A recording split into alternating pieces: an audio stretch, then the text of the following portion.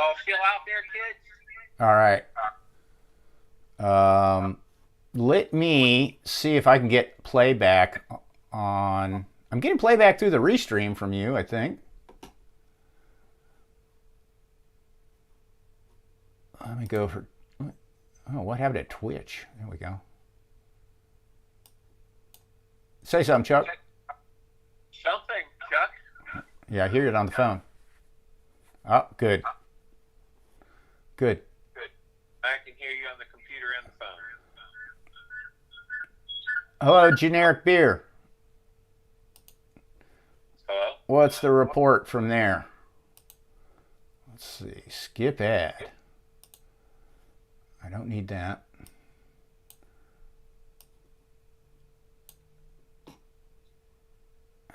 There's Twitch.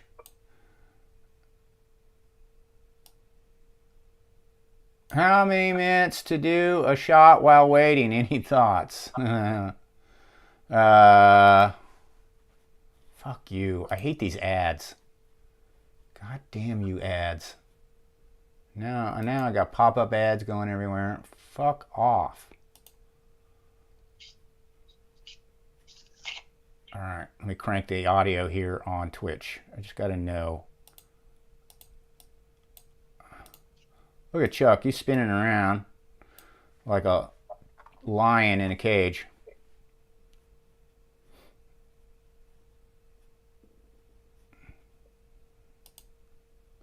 I'm like a caged predator. Yeah.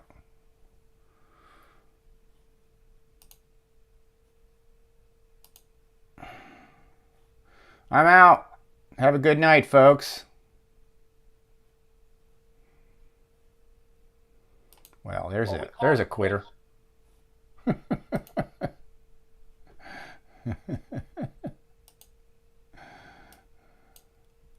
Let me know, chat.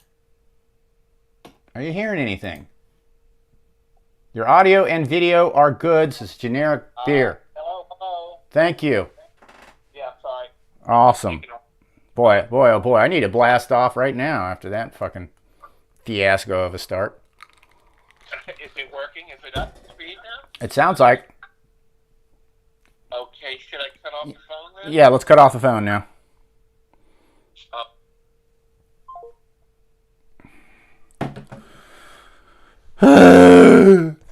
Immortal words of Chuck Varga.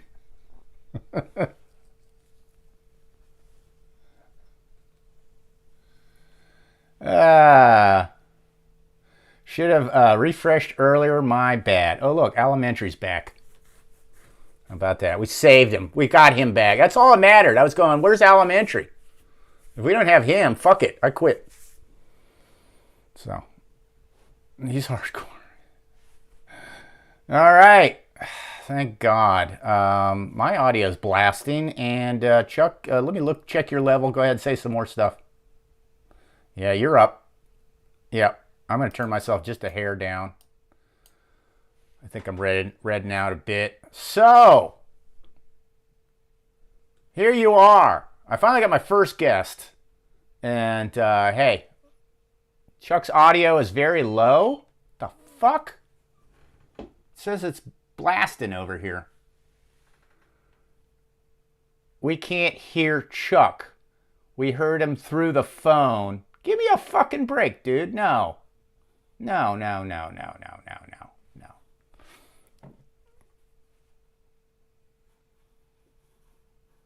He just said it was all good. We're only getting your mic.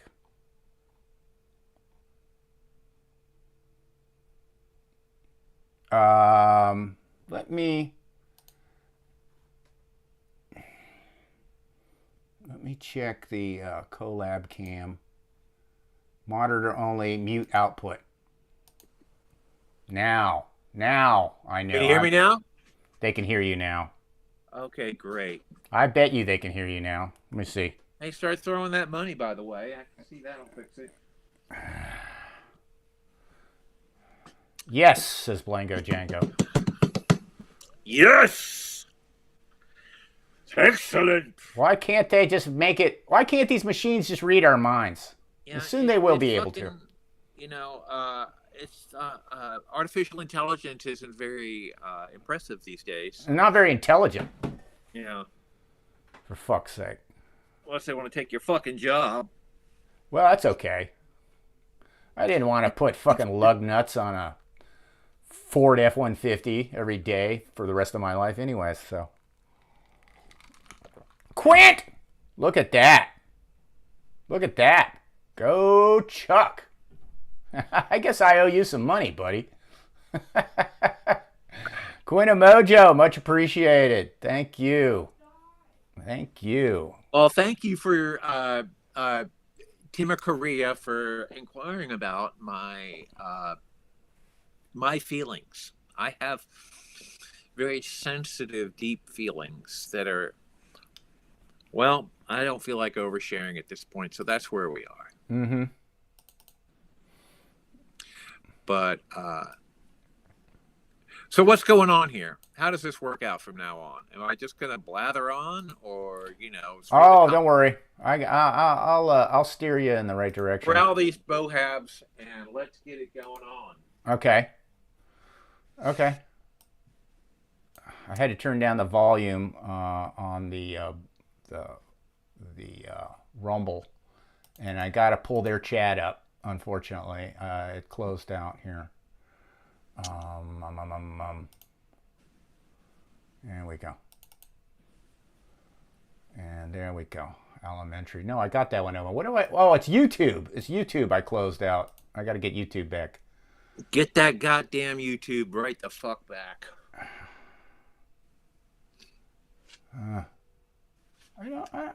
Oh, there's pop out button. Okay. Can't blame it on the bong hits. I'm going to blame it on a bong hit in just a second, my friend. Just a second. Chat is disabled for this live stream? Why? The fuck? What are you talking about? Chat is disabled. Hold on. Not very chatty, eh? No. No, for some reason, when I try to pop it out, it doesn't work. But when I leave it, it's... I wonder if I have to restart this stream. Is it even going on the YouTube one? I don't know. Anybody on YouTube know what the hell's going on? It's too late. I haven't got time to make it work on YouTube. Oh, by the way, let me hit my record button so that I can repost this to YouTube. Great. All right, there we go.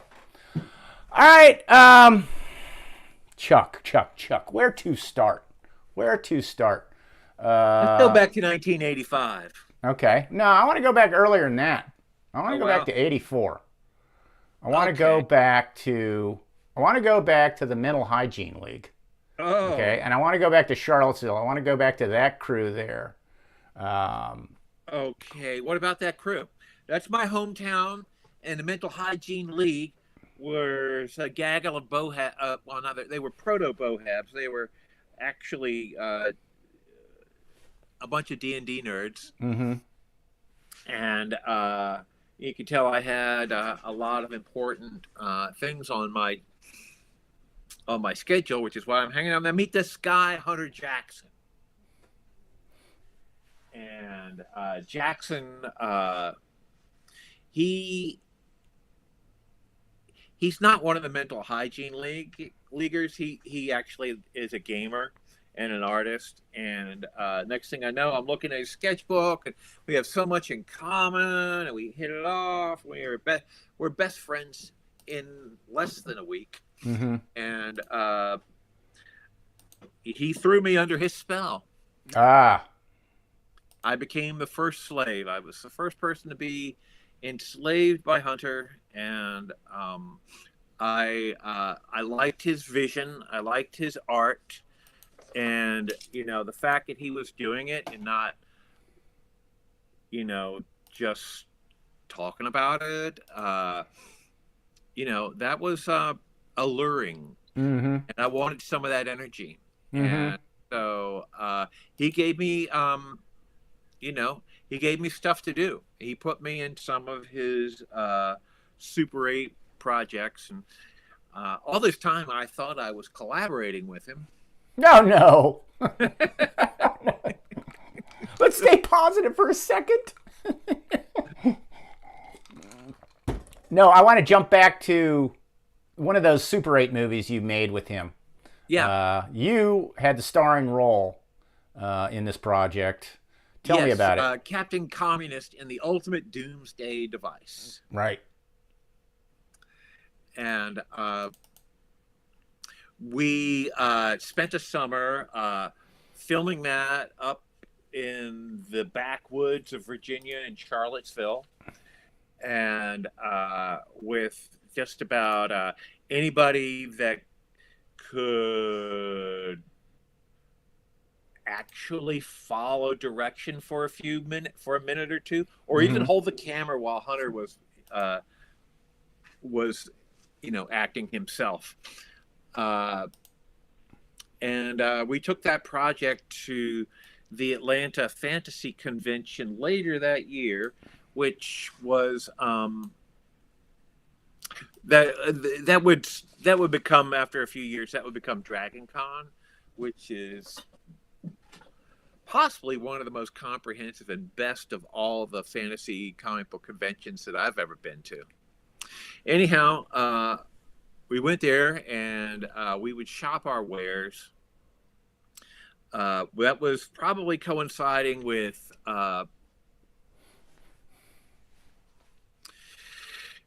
no, that was before GWAR. Anyhow, we showed Captain Communist, and they liked it a lot, but it was a bit of a departure for them because it was very gritty and punk rock and adult, lots of body count, and they were kind of into soft, fuzzy, warm science fiction, like maybe your Star Wars or Doctor Who or Ghostbusters. That's nice, wholesome stuff. It's just a little bit outside of Disneyland. And anyhow, so that was our first film project together, and it inspired us to take things even further, and we got exposed to movies like Blade Runner and Road Warrior, and I had been reading a lot of science fiction with a lot more adult themes, and we were into comic books like 2000 AD and all kinds of comics. But we were we loved violence and action and all the things that you're taught really not to like. Anyhow, and so from that kernel, we decided to make something that, like, okay, well, it's got to be politically incorrect. So, all right, how about punk rock communists from outer space? And so that kind of morphed as we would work on the comics, these costumes, the interior of the spaceship. Hunter finally got a studio at the Richmond Dairy, and so we started working on this loose idea of these intergalactic space pirates who just happened to be communist, and that we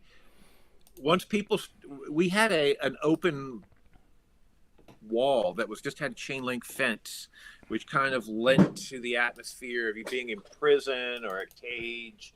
And we would have all kinds of pretentious art students come by, and they hated what we were doing, because it wasn't their materials. It wasn't their kind of cerebral, conceptual stuff that they had been inculcated to think was good art. And in fact, it was a roadmap for exactly what we did not want to do and what we wanted to parody. And they furnished us with lots of angst and material, and it didn't take long before the likes of Don Draculich would drop by, and next thing you know, he's getting involved. And on the other side of the wall, there's the coolest band in town, Death Piggy, is playing with Dave Brocky and his Misfits. And it wasn't long before we're all doing bong hits and drinking generic beers together. And that to me was where GWAR really started. You know, it was like you had your costumes and you finally had like a musical thing. When we first did a few shows just for shits and giggles, and with probably just 3 songs, not written down. They were all in Brocky's head. They were all just a stream of obscene consciousness. And songs like "Time for Death," and those were fun times. You know, to us, even the raised platform at a pizza parlor was a hell of a stage, damn it. And we had 3 or 4 people in the audience that we could make feel uncomfortable or something. That was awesome. That was our mission. And it was art therapy for us. You know, we were figuring it out, winging it as we were going along. And it was real easy because you had this guy who was such a natural born comedian, Dave Brocky.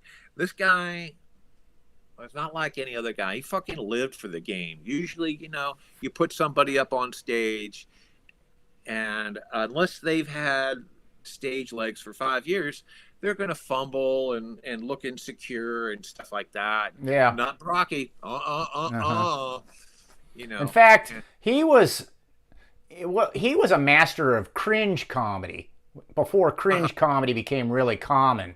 And so the more awkward, you know, and stupid it all appeared, the more he thrived, you know, the more at home he was, you know, in that situation. He taught us well. Yeah. That, like, you've got to abandon all pretense of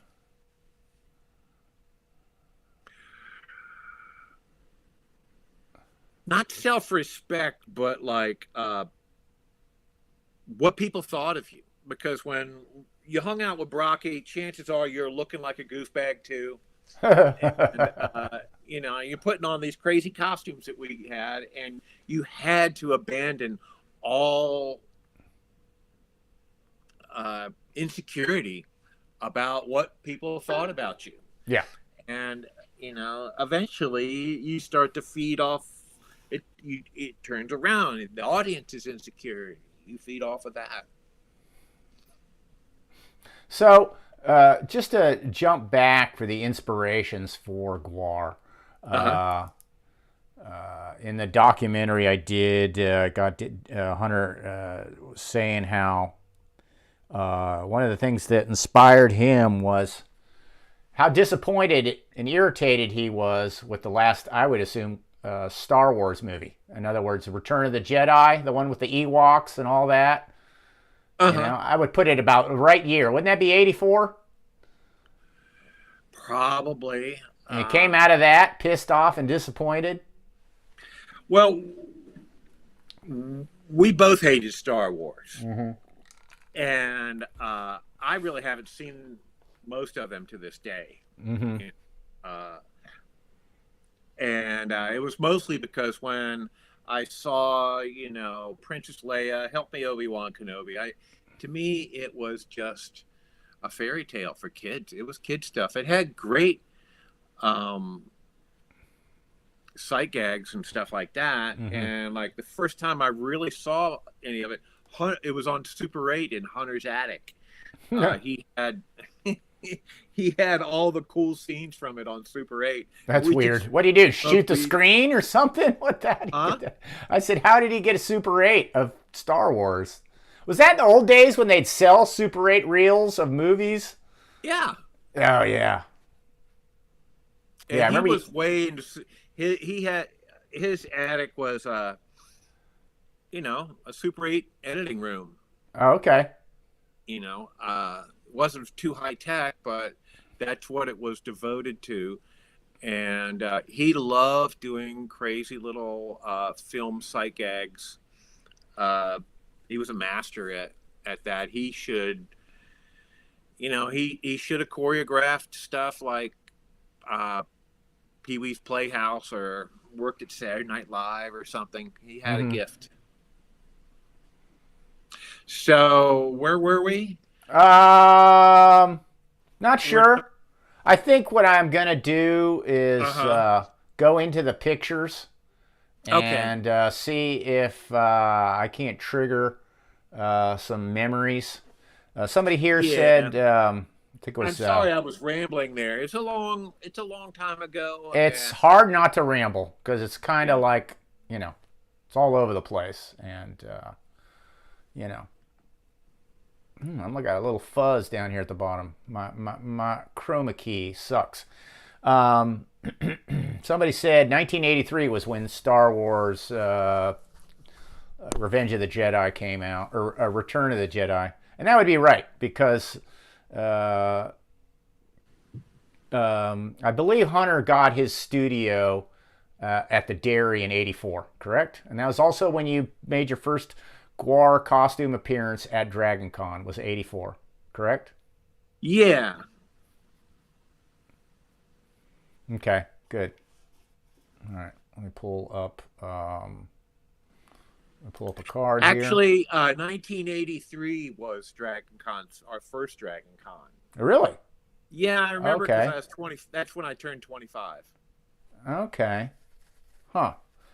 And So that's when we the probably did. That's when we showed Captain Communist, and we had this skit where we came out with our armor and our fake weapons, and I was this drill sergeant, and he was my, private, and we had a Three Stooges routine worked out where I would like bust his chops to the tune of some song. I think it was Space Pirates by Alice Cooper. But anyhow, we had not rehearsed it hardly at all. this So is we such a lost great all our time story. and our choreography. And after a while, we ran out of like a regular gag. So we just kind of like still had half this fucking song left. And we're like breaking these weapons, using these big, machine guns, Just to smashing each clobber other with them. until, all this paper mache is falling apart. The MC of the contest is Forrest Ackerman, who's like, the publisher for Monster Magazine. He's hiding behind the curtain. That was our first majestic performance at Dragon Con. Proto GWAR. GWAR. That's where our original collaboration. That was what it looked like. So that was Ballsack, more or less, the Ballsack No, Jaws. that came in '84. Okay, so that was the follow-up year. Yeah. Yeah, there were two. One where Hunter was Techno Destructo on roller skates was 83 or 84? 84. Okay. And we brought his girlfriend Heather with us. Yep. And I had the Ballsack Jaws and, a lot of the armor on. And I was on a big chain, a big collar. And Heather was kind of like, she was a proto GWAR woman, a temptress or whatever. Right. And so I was her attack dog. And meanwhile, on roller skates, menacing us, circling us, was Techno Destructo. And so we had some stupid choreography where we were facing off against each other. And I somehow broke off the chain. And they had placed a unicorn on stage. A hobby horse turned into a unicorn. And, Yeah. And it was, purple with pink polka dots. And so I, there, the climax of it was I would go and chop the head off of the unicorn and pull out the guts. And I was so full of adrenaline and I'm such a ham bone, and the stage was so slippery that I flew off and landed into the first row of the bleachers, and right in the judge's lap. It could have been more of a flail, and I just kind of like kept it together, and I took off the head, and I pulled out the styrofoam guts, and I handed to, over here, Jim Danforth, filmmaker. Oh, Jim Danforth, the legend. Yeah.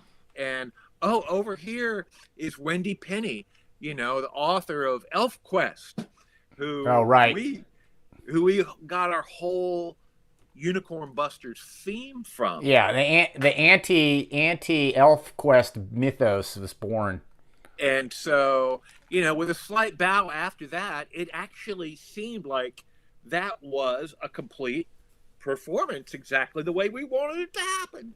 Genius. And we got Judge's Choice Award for that, which was, It wasn't the same old shit. Everybody else was just doing stuff that already existed, right? Yeah.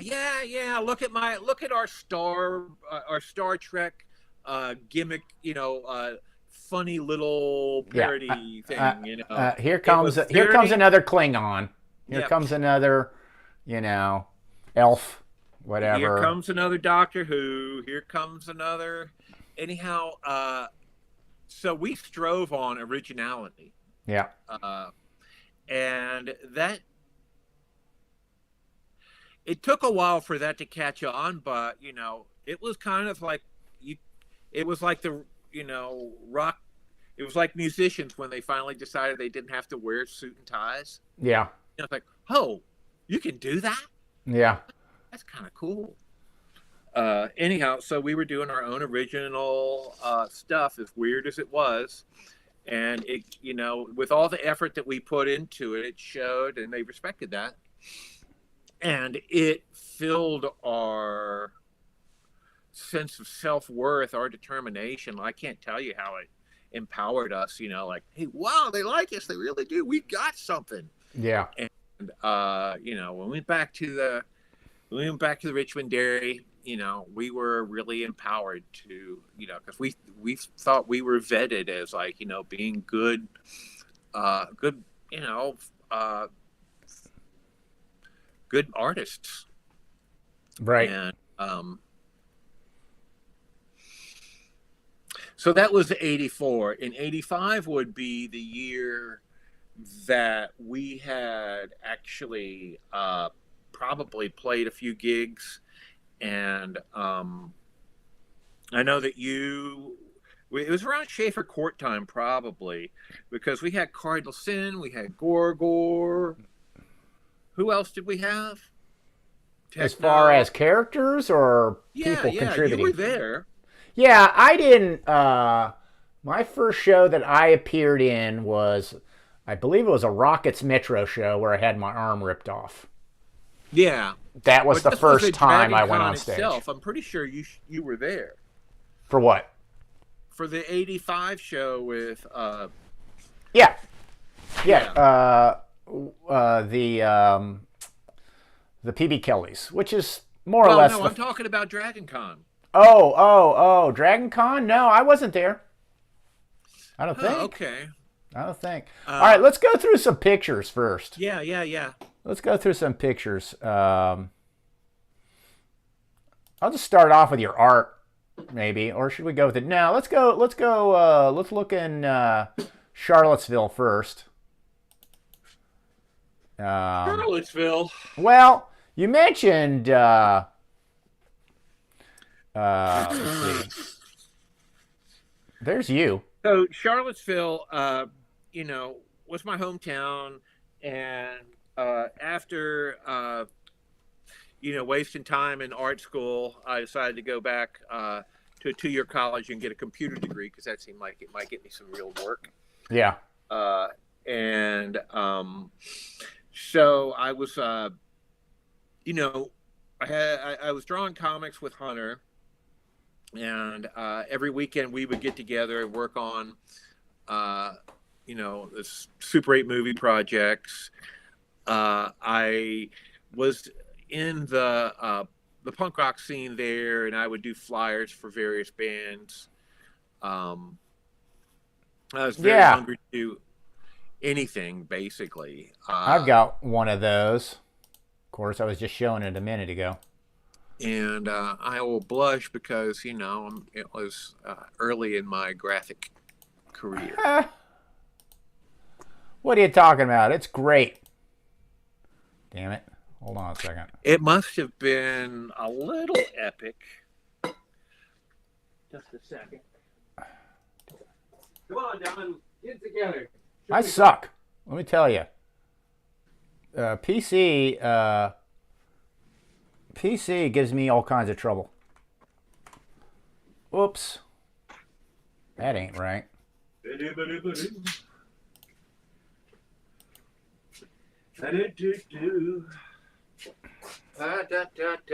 I'm back.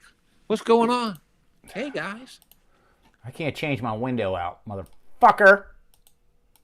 Oh, look. Lackey Die. I can't see it. Oh, you can't see Lackey Die? No, I don't have that third screen. What are you talking about? I thought I shared it with you.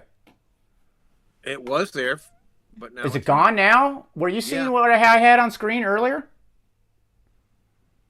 A while back, but it's been, I didn't notice it. It's just two things now. Anyhow, so Lackey Die was a band my roommates were in.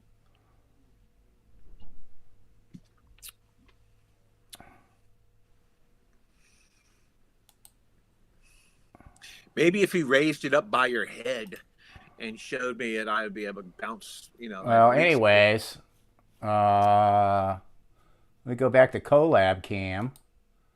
And I think it's your fault. I blame you. Let me see here. I did it.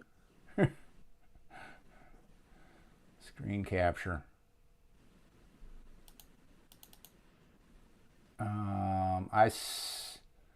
Went and go settings. And okay. Got changed back. I don't know why. There. I see it. Yeah.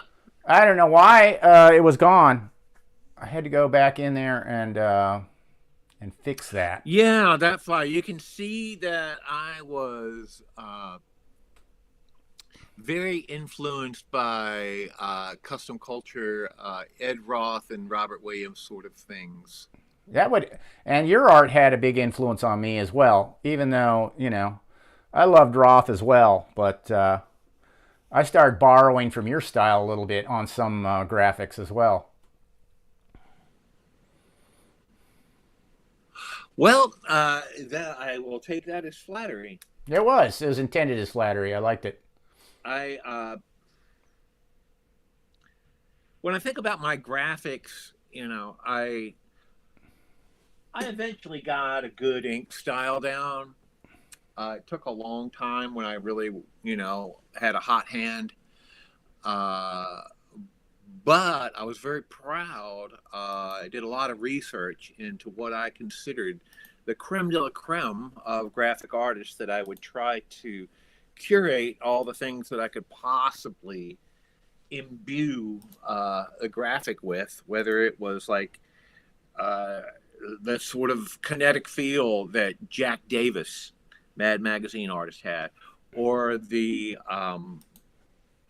sense of perspective that Jack Kirby had, or maybe some of the shading of either Robert Crumb or Bernie Wrightson. Whatever felt good and whatever I could get away with. I didn't want to be too much of a shameless imitator, but these people really inspired me. Mm-hmm. And I will stand. I'm very proud that of those influences. It wasn't like I fell in love with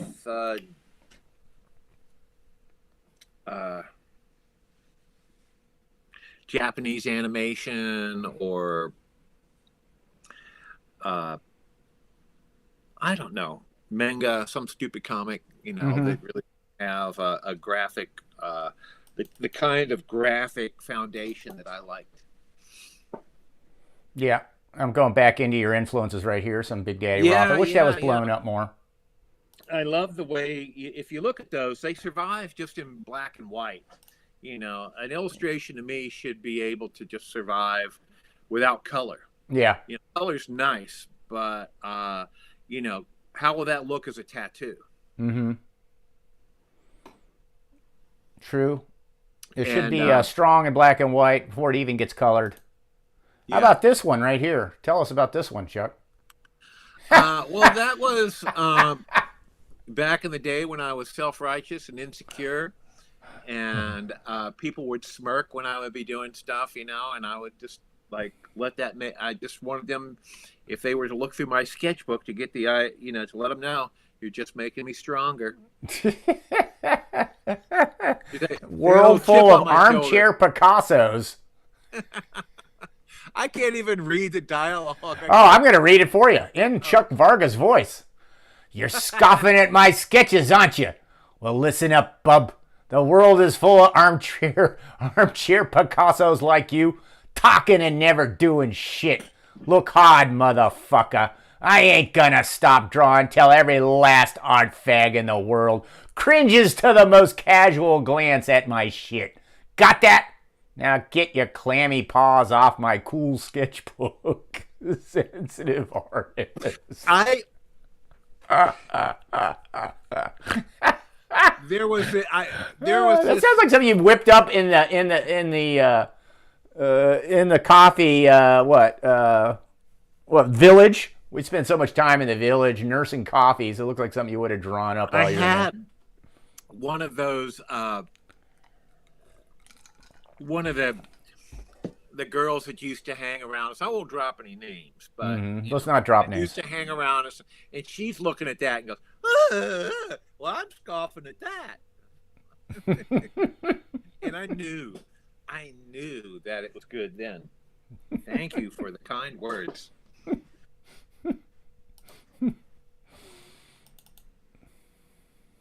Oh, there we go. All right, let me go through them now. Just some random sketches. The best we could do, sad but true, a lot of Chuck's art went down with a boat when he moved up to New York. So just random little sketches is what we have surviving a lot of what Chuck did. This looks like something it was like along the lines of a meat grinder. You're going to come up with some giant jaws of death kind of skull here. Was this some? I was always trying to figure out some kind of stage sight gag. Yeah. I don't know what was going on. Well, it's interesting because we did end up with a giant stage skull later on that you helped fabricate. We'll get to that. Just looks like a random either gun or spaceship. Early spaceship. It's a spaceship. It's got jet pods up above.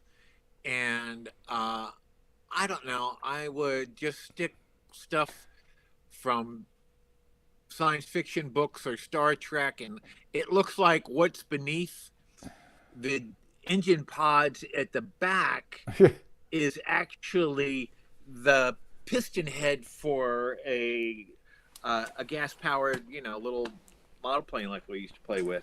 It looks like this has got some sort of fishing rod.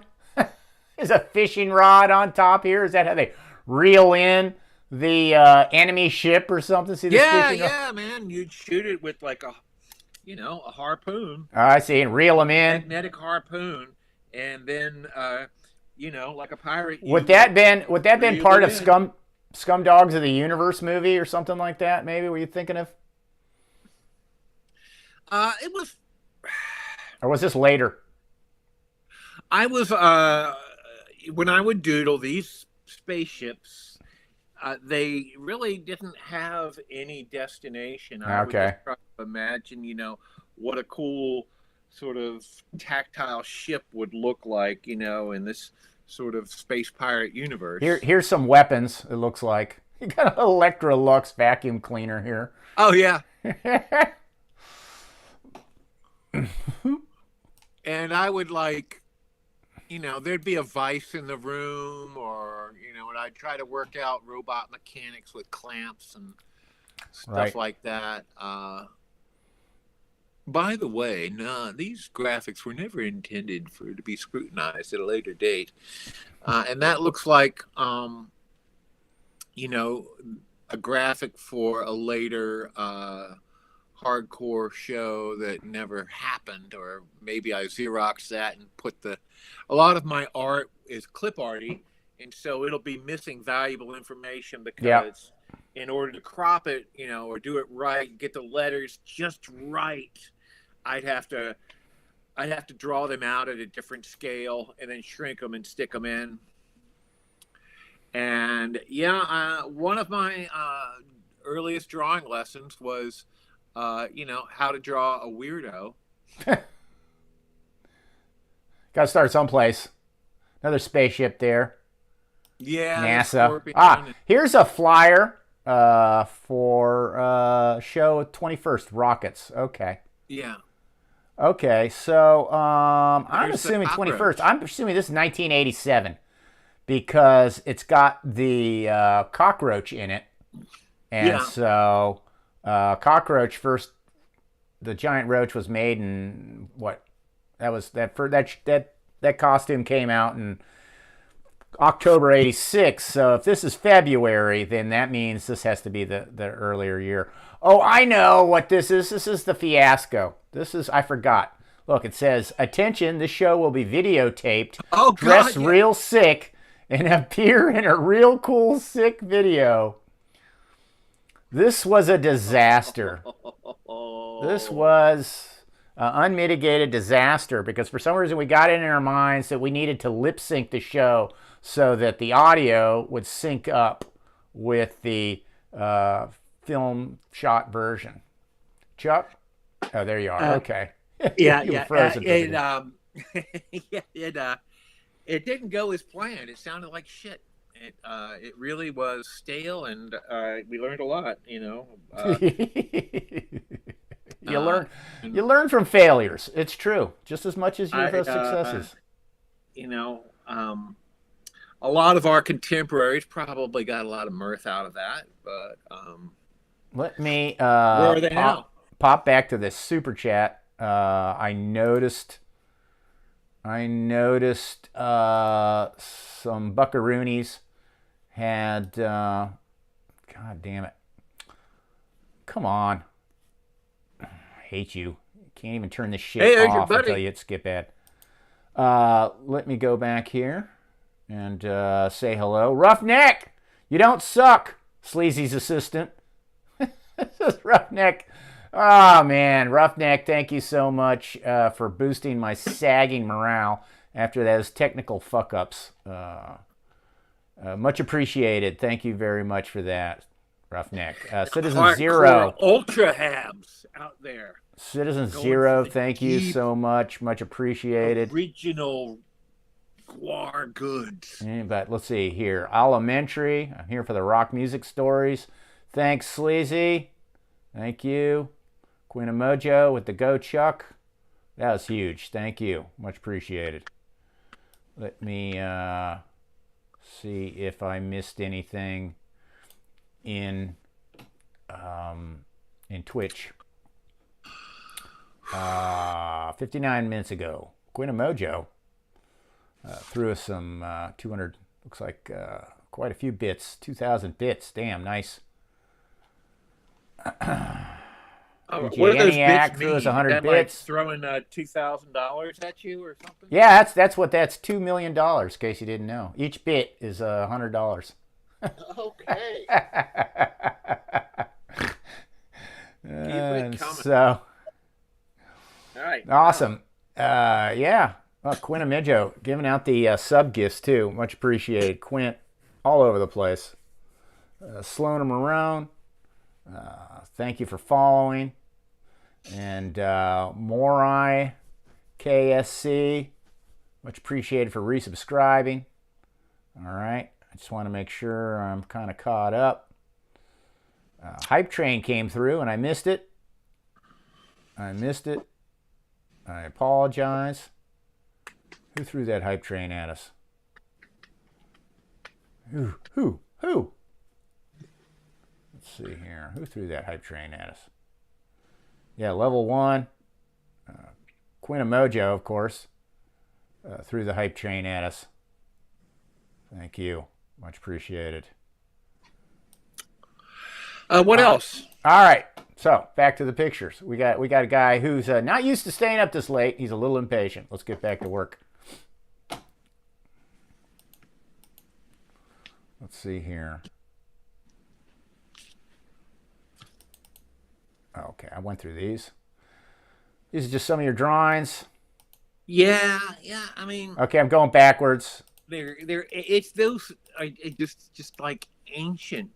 I know. Ancient. It's almost embarrassing because, of course,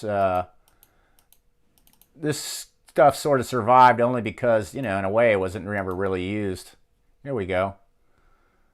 Here's one. This was a flyer, it looks like, that never got used. Yeah. I think I took it too far in a certain direction. It wasn't going to work out anymore. This is prototype pizza right here. Prototype pizza. Yeah, exactly. It's arranged like one. Look at the pepperonis and the mushrooms are all on there. Oh yeah. Well, it was mark it well, Bohabs. It was the first instance of where you're trying to show too much, and GWAR used that. We all did that too much. We did that for every album cover. We tried to pack everything in one little picture. With their weapons and whatever. All right, so I want some origin stories. I'm going to blast off for this. I'm going to get an origin story from you. Damn it, I lost my vape. So here's Cardinal Sin. Right? Yeah, in the murder chair. So Cardinal Sin is a character. Was that not originally? It was Sultan of Sin, and was that not Mike Delaney? Taking the first time, it was just a cone. It was a road cone with a carved mouth. Is that what that was? Yeah, but I don't remember the Sultan of Sin. I do, absolutely, but it wasn't very long. I think it was Sultan of Sin one time. Yeah, okay. And Delaney and Muscle had made this incredibly tricked out, beautiful murder chair, which, basically they took a standard hospital wheelchair and made it look like a Formula racer. And Cardinal Sin would sit in it and poor Delaney, it was the first mask. It was really just a repurposed road cone. Right. Well, you remember when he was on stage with that, all he had was kind of a green, it looked like some curtains, a poncho. That's all it was. He didn't even have the color scheme really at that point, right? Yeah, it had not been worked out. Yeah. And so didn't Hunter come along and then he added the whole cardinal part and then made him into this chaotic good sort of, character. Would you call he it?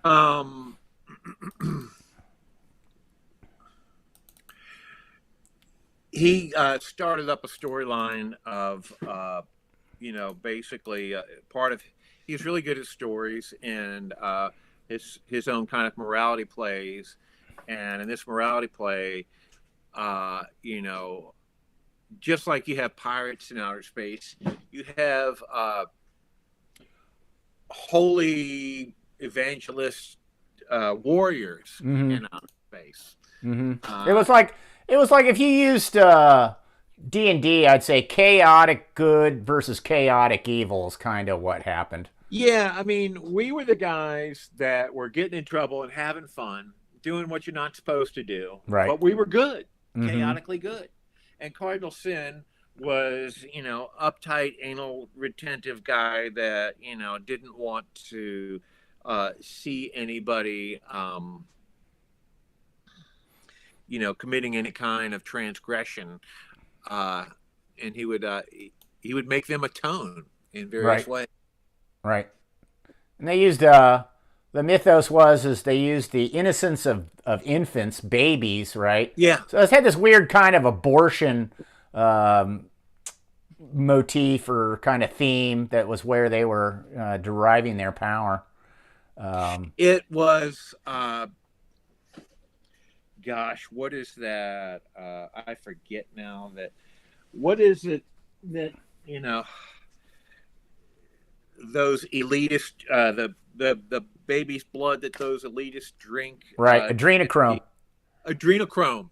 It was the same kind of thing. Kind of idea. The innocence of the babies would empower them. The first thing that I made was supposed to be the staff of sin, and it had 2 embryos and an egg as the motif that I was going for. So early, even all the way back in '85, we started having this, this embryonic theme coming up. All right, pay attention, Chuck. I'm gonna bring some shit up now. Okay, bring it up. All right, here we go. Just let's talk a little bit about the slave pit. I know it's not in order. What the hell? Wrong one. Oh, God. Wrong one. Sorry. I got the wrong folder open. I don't know why. I know you got a lot to say about this, but it's kind of out of order. So, you want me to say something while you're looking around? No. Okay. Let's see. Where's my goddamn? All right. Go ahead. Talk. I'm trying to get out of this. All right. What you see there is this is elements of the Mental Hygiene League. That's Hunter's other good friend, Gordon. There's me. There's Heather and Hunter, and we were all into the Russians, wrestlers. Ivan Koloff and Nikita Koloff. The Russian tag team. We sewed the emblem onto the shirts, and we would go to see the wrestling matches and have our life threatened by patriots.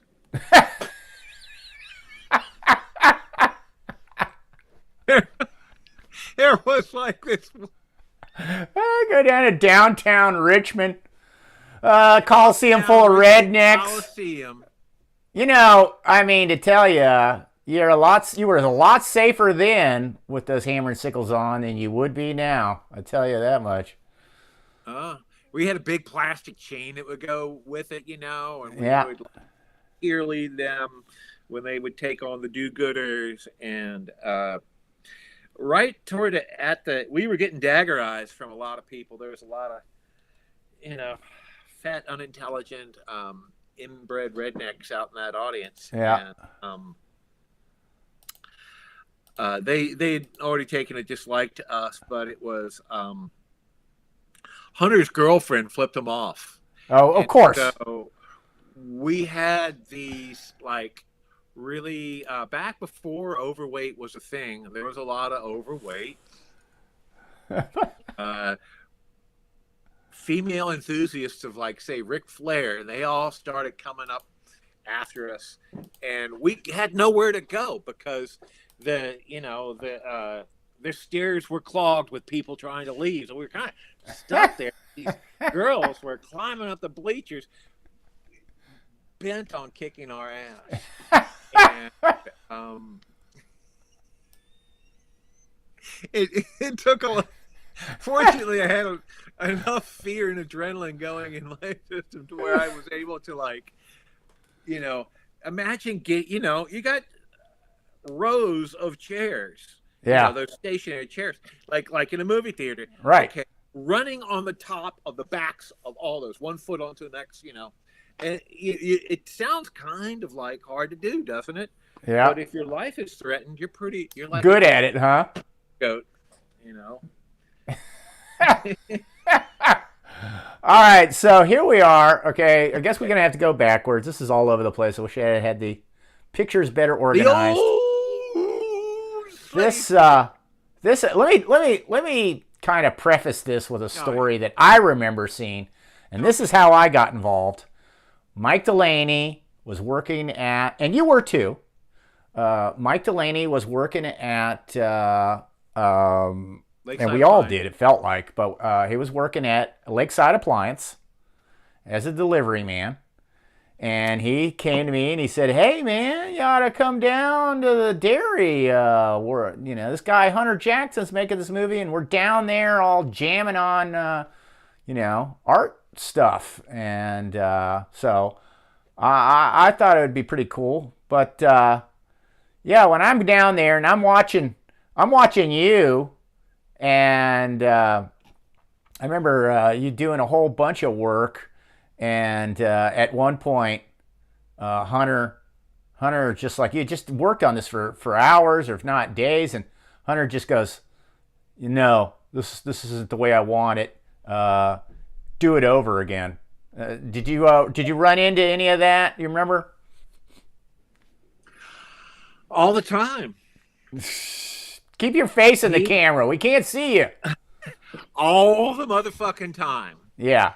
He was very specific about the look of things that he wanted. And, it's really, when you don't have many materials to work with, and nobody's provided you with a sketch of their design that they might have had in mind, then you don't often hit your mark.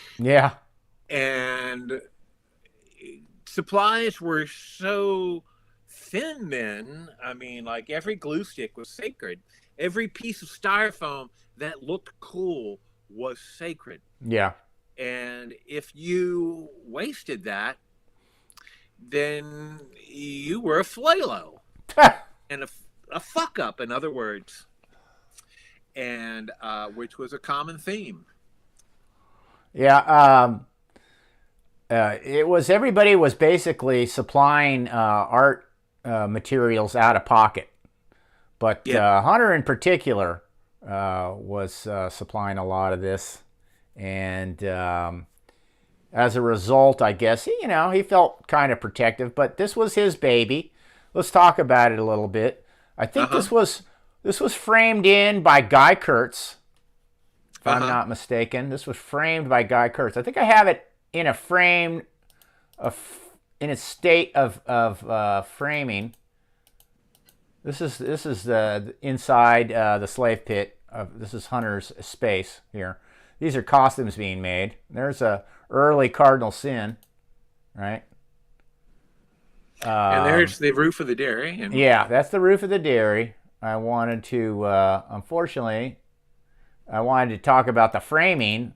There's the framing. You can see it now. And that was, Guy Kurtz, began that. He started framing it in, and it was built around this particular section of the dairy that was, that Hunter had taken over to be his space, right? So, it was a two-story affair with us. Yeah, it was a two-story affair, and he thought this was cool.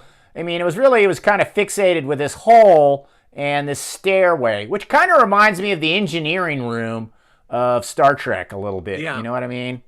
Like, this would have been, and that's obviously what was going on here. He's got these, what looks like pistons. These were supposed to go in and out. I don't know why you have a handle. A piston head. He left the handle on there. Obviously was a lid for something, right?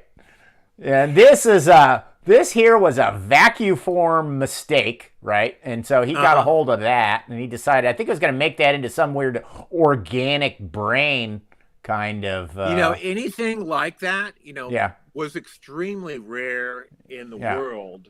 And so you could stick it into a science fiction setting, and it made sense. Well, there's probably going to be a lot of lights behind it, and it was a pulsating brain or something. The lesson I learned was how packing foam for appliances and electronics make for excellent, high-tech forms, and you can see those up here, right? You can see these. That's what these are. We took a lot of design art direction from like the Fantastic Four. Yeah. And like if you looked in Reed Richards' laboratory or Dr. Doom's lab, I mean they had TV sets on arms sticking out with all kinds of crazy controls and stuff everywhere. It was just eye candy for that, and we tried to mimic it. And so if you could get you got some of that styrofoam that looked like it had a machine purpose, and stuck some bottle caps that painted silver. They were your dials. Yeah. And to as a background element, it worked in your mind. Right. We finally employed those techniques and got them to come, into fruition when we did the Surf of Sin video, if you remember that set. Well, it was it was classic Hunter. That style, that Mystery Science 2000 look of like, hey, wait a second, that's just styrofoam with paint on it. And, you could see the puppeteer's shadow or arm behind it, and that was kind of cool too. Right. And,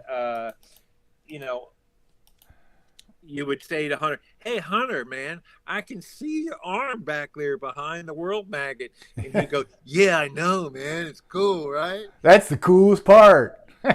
Twist, twist, twist. Whatever. Not everybody's style. That was almost his pat response to all criticism. That's the coolest part, man. Get your scoffs out. So here we are on the roof of the dairy. And this is what I mean by early Cardinal Sultan of Sin. I guess he's got a cross here. Is that Mike Delaney in the costume right there? No, that's Mike Delaney as the executioner. Yeah. So who would that be? Any idea? I was in GWAR. Yeah, you're in GWAR. Is this John Cobbett back here? Our erstwhile guitarist who only was in for a few weeks and came up with about 3 good riffs. He had some good riffs. No, it might be. I always thought that was Greg. Greg Ottinger? Yeah. It looks like it could be Greg Ottinger. Here's Joey Anaroma down here. Joey Anaroma. There's, there's probably an alternative Chris Bopes. I'm saying Chris Bopes is Cardinal Sin in that. Chris Bopst. Sultan of Sin. That's got to be Jim Roberts, I'm guessing. There's Chris Bopst as Ballsack. Okay. Joey Anaroma. There's Jim Gabe Roberts. Brocky. Well, anyhow. I don't know who this guy is. I think it was just sort of somebody who hung out at the dairy, and we needed an extra body in the costume. It was at that point where we had stormed a TV station, and we had just, done a few shows, but we had gotten just enough of a buzz to get the local newspaper to do an article, and that was the picture from it. Right. Yeah, this is not the TV station storming era. This was pre that. So this was early, because this is Joey Anaroma's in the band. So this is early 86, I think. Early 86. And Joey only did, a handful of shows, I think. Right? Yeah. I mean, but a handful of shows was almost a year. When you're only doing a show every 3 months. Well, if I remember correctly, Ben Eubanks, he did it. He did it in PB Kelly's 85 show. I think he did maybe one more. The show where he walked out. He walked out. Rockets. Then Joey Anaroma took over, correct? Yeah. And that went until summertime, I guess. And then, of course, by the time October rolled around, Schaefer Court, Dave had taken over as lead singer. I think Joey was like, oh, man, this is bullshit. Of According to Joey, he says that it was Dave didn't. Dave said something about his guitar playing, and no, excuse me. Joey said something about Dave's guitar playing, and Dave said, "What's this? You say I can't play guitar?" And then Dave was mad, and I think Joey just realized at that point that there was going to be two chiefs, and they were going to bump heads, and it wasn't going to work. I think Dave kind of realized that early on as well, that Joey had a good voice, and in a way, he was the proto Cookie Monster vocalist when you think about it. He had the voice and the stage presence that any metal band would ever have wanted. He had that. He wasn't goofy like the rest of us. He didn't read the comics like we did. Yeah, he was from a different. It wasn't satire for him. Yeah, right? And so he probably felt like he was, that we weren't going to get it together. I don't know. He probably had, with Rocky, when you have like 2 or 3 alphas in a group, and you're gonna. It's not gonna. It already had 2 alphas with Dave and Hunter. Yeah. And so then Joey was the third one, and that plays into the whole thing about GWAR is, to me, and tell me what you think about this statement. It felt like, in a way, everybody had a slightly different idea of what the concept of GWAR was supposed to be. Kind of like we all had our kind of different angle or take on it, and it's sort of that's what made it what it is in a way, because well, there was like a lot of people wanted to be the chief, whether it was Dave or Hunter or maybe even Joey, or maybe you wanted to have your input in there, and like nobody had written like okay, this is what GWAR is. Right. And GWAR is made up of these characters. Oh, by the way, you're just a pathetic little character. You're a slave. Yeah. Nobody had like written the ground rules, and so we were making it up, and like there were some people that were good at making it up, and there were some people that weren't so good at making it up, and many mistakes were made. Mm-hmm. And that's how we evolved our we had, we were method actors, and we made a lot of mistakes, and we found out what worked. Mm-hmm. There's a lot of laughing and joking that went on.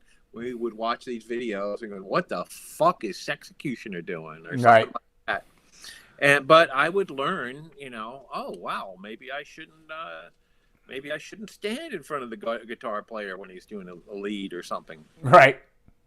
And maybe less is more, and so that was just me, and everybody else had to figure that out.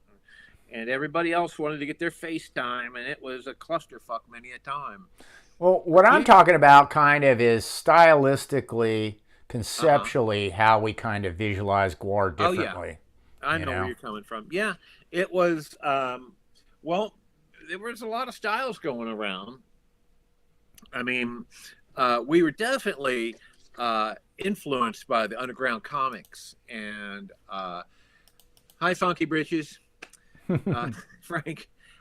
We were influenced by the Freak Brothers and S. Clay Wilson, Checker Demon. How about that? Give me a rundown. Tell me each artist and what you would equate their style to, as far as a well-known artist. Hunter Jackson, I would say that his art style was a lot of sort of a Robert Crumb. Interesting. I wouldn't have pictured that, but I see a little bit of that. It's in that it's kind of retro. you know? It was not like overdrawn and it had a lot of hatch marks, Right, that's true. you know. And like it might have had different subject material, but it was always kind of rated R. Mm-hmm. And so that's what I would call Hunter. I would call myself, very influenced by, say, Robert Williams and the Ed Roth thing. I like the big Google eyes and those weird, these creatures. And there was, Brocky was the S. Clay Wilson guy. Yep. And I mean, he, you How much sickness can you... and Odorous would be hard to tell apart. How much sickness can you pack into one frame? You know. Yeah, yeah, and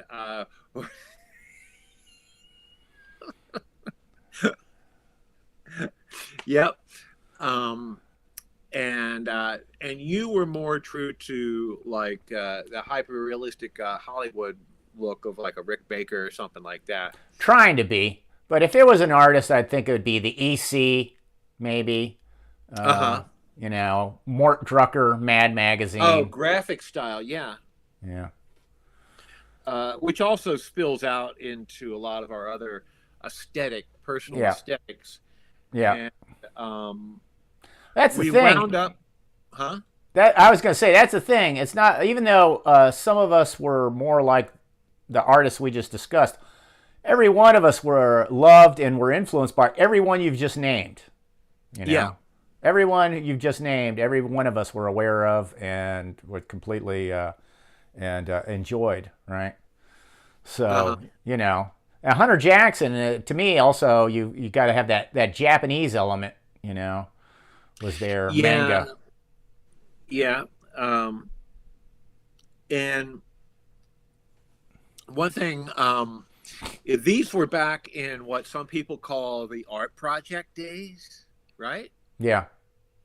And our goal was not to become rich. Mm-hmm. It was not. It was supposed to kick the music scene in the pants, by showing you everything that is wrong. Right. At least in our world. And so when it came to aesthetics, it was, we were trying to find what was the thing that made your normal Bible thumper the most uncomfortable. Mm-hmm. And a lot of times that was Checkered Demon. Yeah. And so it took a while. And I think that what really settled the score was when we all got on the same page with fabricating props and then also cross collaborating on graphics. Mm-hmm. And we wound up getting a look that looked as good as we could get with the skills that we had at the time. Yeah. And once we eventually got to learn how to make molds and stuff and get a lot more realism and detail, and that was the direction. You were really good at that, and so you eventually became the foreman of the studio, and so that was a great way. That really helped solidify people into the look that GWAR has always had ever since. Well, it was, sort of. It went in that direction because we realized, as far as fabrication, that latex is what was our preferred material, because we found that fiberglass had a tendency to crack, break, or be kind of dangerous on stage, and surprisingly not as durable on tour, because as we learned, packing and unpacking and having flalos drag your costume around to help with loadout was a great way for all that stuff to get broken. And latex, dumbasses can drop it and it's not going to crack, it's not going to break, and it's water resistant. So if you had one minuscule piece of fiberglass on your costume, at the end of the night, either you or someone else had some lumps. Yeah. Uh, and so that's why it became foam and rubber after a while, because you had to have a full body stunt mat to get away with the Yep. types of violence that we would enact upon each other. Yeah. Yeah. And for some reason, I mean, I hate to say it.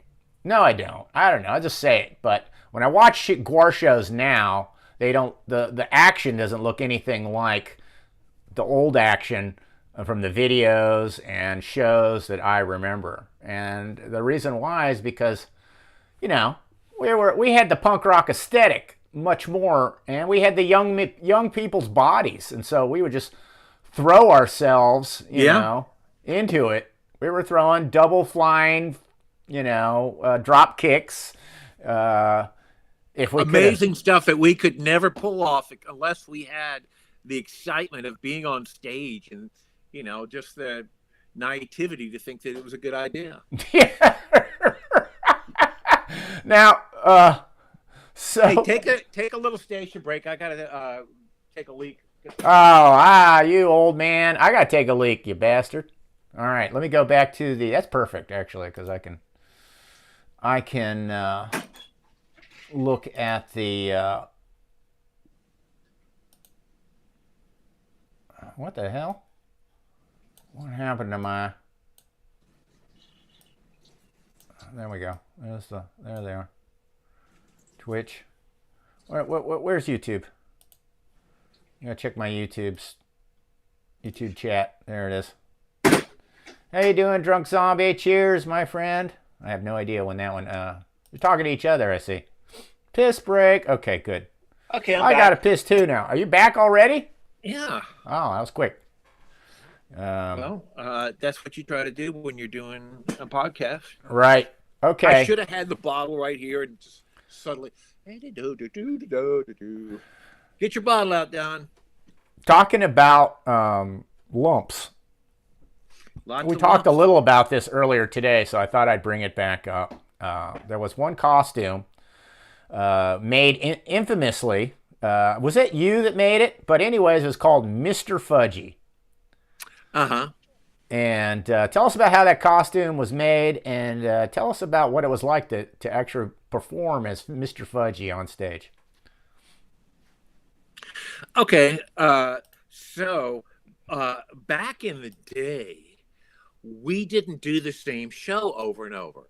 Every show had to be dramatically different, with a whole new crazy host of characters that we came up with, doing bong hits, and the characters that we come up with. I guess we had been reading a lot of H.P. Lovecraft, and so Odorous was able to do a toilet summoning with this all-eye bone that he had, and he was able to bring forth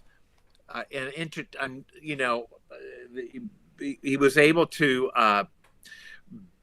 bend the dimensions into the plane of fudge, which is a polite term for right. limitless diarrhea and shit monsters. And in the plane of fudge, there was this one monster, Mr. Fudgy. Right. And Mr. Fudgy looked like a fresh pile of doggy doo. Right. How was that costume made? Except for, a pyramid of dog shit, but at the top, he had a porthole. And in that porthole, there was an eyeball. Yeah. We had, like a round light globe that we had painted white with a pupil and put a little light in it. Kind of remind me of a shit-covered Dalek from Doctor Who. Go ahead. Yeah, and so Mr. Fudge would come out, and there'd be a strobe light, because we were interdimensional at that point. And he wound up getting clobbered. Well, now you got to describe how the costume was made. Describe how it was made. Okay, these things were made off on the cuff, and we had very little background in making these things. And, We had no background. We had no background, and Yeah. we couldn't be too picky with what supplies. And so, what do most people with a modicum of an art school background? Well, you just make your shape real easy with like chicken wire. Yeah, I'll shape it with chicken wire, and then I'll put foam on the chicken wire, and then I'll paint it brown. Great idea. So, and we were like, just barely, the paint was still wet when we were loading into the show. Never tried it out, of course. Yeah. And so another thing was that, like, there was no concept of stage fighting. Right. The way that you made it look good was like you knock the shit out of the guy as hard as you can. Make it look real. It's foam, right? No one's gonna get hurt. Dave's not gonna get hurt. Well, he's beating the shit out of you. And so, inside Mr. Fudgy, it turned out to be an overheated hellhole with all these chicken wire barbs, sticking out. And sort of like a coat with cactus spines, basically. Yeah, inside of a it. sweater on, and the barbs clung to my sweater, and I'm like, I can't maneuver. Fuck. And I'm getting the shit knocked out of me. With that blind with the strobe lights going on. And then, Mrs. Fudgy would come out. There was another Fudgy. And Mrs. Fudgy would come out, and we would have eyeball sex. Right. And that was a happy ending, and the plane of fudge disappeared, and the strobe light was off. We had 2 shows that night. The next show, I thought, well, I'm not going to make that mistake with the sweater. No. I forgot about that. You did it twice. Bare-chested. And man, oh man, did I... You came out of that thing looking like you had been in a fight with a bag of cats, man. That's what it looked like. It was a bunch of alley cats got into that thing with you, man. Better give me a whole lot of lumps. Oh, no. Rockets. Just when you were talking about that strobe, it happened to me. I forgot what character I was playing. I think I played Cardinal Sin one time. But anyways, I come out on stage. Yeah, and everybody ignored me. I come out on stage and I'm like, this is the one time I'm playing a heavy.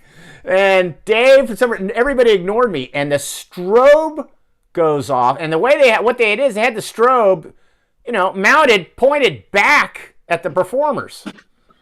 And there's a whole bunch of stage smoke. And that's when I found out if you pump stage smoke and then you look into a strobe, it's just completely disorienting. It was like I was blind. I couldn't see. I didn't know where I was.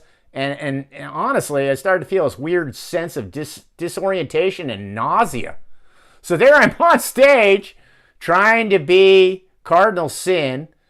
For some reason, our half-ass rehearsal, I didn't have anything really to do. I was basically trying to act off of Dave, and he fucking ignores me, man. It's like par for the course then, man. But don't get strobe and smoke in your eyes at the same time, because you'll go into an epileptic seizure, man. Yeah, you're getting lots of lumps and, epileptic seizure. You're probably high, drank a few beers before you got on stage, no wonder and of course, I can't remember it so well. Okay, of course, once we got on tour and we started doing it full time, then everybody developed a stage smoke lung. Remember that? You get essentially, this mucus inside of you that you can't shake. This chest cold that stays with you. We called it We called it, stage ick or something like that, if I remember correctly. Well, it was that smoke is made from heated glycol, Yeah. which is basically like cooking oil. Yeah. And so, if you were in a tight little kitchen of some,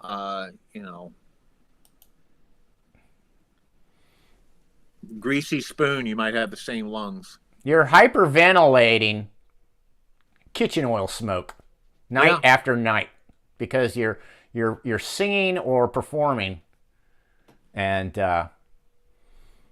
people are smoking cigarettes out there. Yeah, that too. Everything you can think of. All right, let's go into some more picks. Let's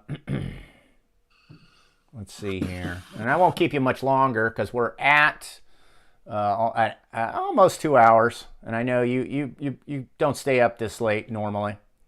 Well, I got some rest and I jazzed myself on caffeine. We can go as long as you want. Excellent. Okay. Let's see here.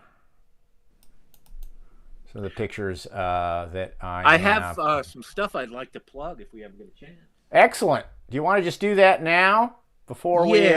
Okay. Before the customers trail off. True believers.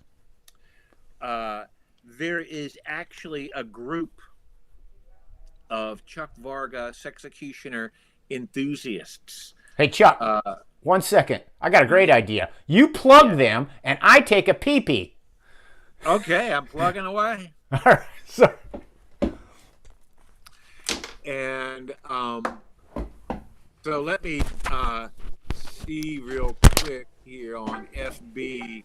Yeah, it's excellent Chuck Varga art and appreciation of the arts.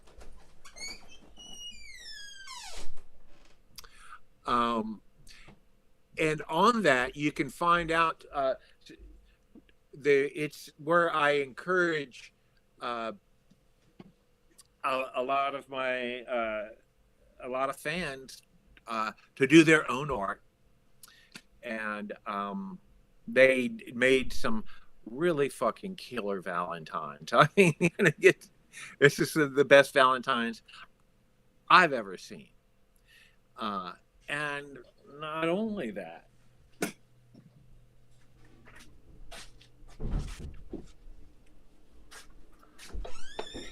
but soon to be released.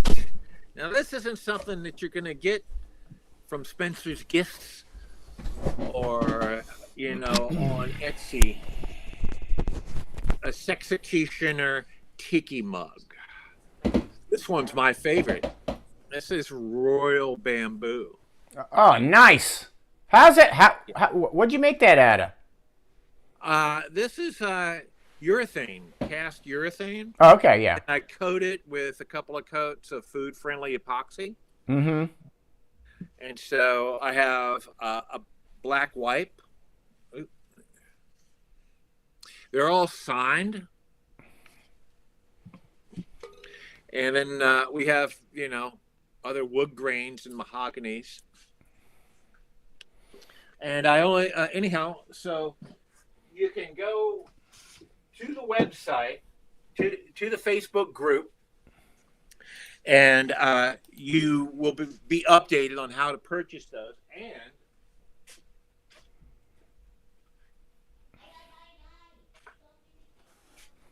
I started several masks. I don't do this very often anymore. Mm-hmm. This is the original recipe Sexecutioner. Yeah, I remember. And he's still in process. I still have to finish up his laces and this is the mask that I wore on stage. Right. You can tell it's got high. The last quality. incarnation, basically, because you went through several, right? Yeah. Notice the rugged working zipper. That's nice. Back. Notice the custom base with the nameplate on it. You're not going to get that from some of these Hyper-Real Productions. You're not going to get that at Toronto. You're not going to get that from Hyper-Real Productions. I'm too cheap. I put a lot of pride into these things, and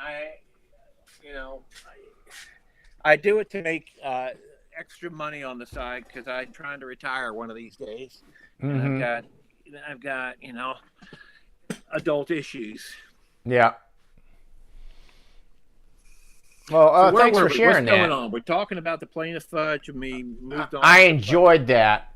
I had an area I wanted to go over into, and then I took the pee and got so enraptured with your heads there that I forgot. Yeah, that too. I'm gonna do it again. Watch me.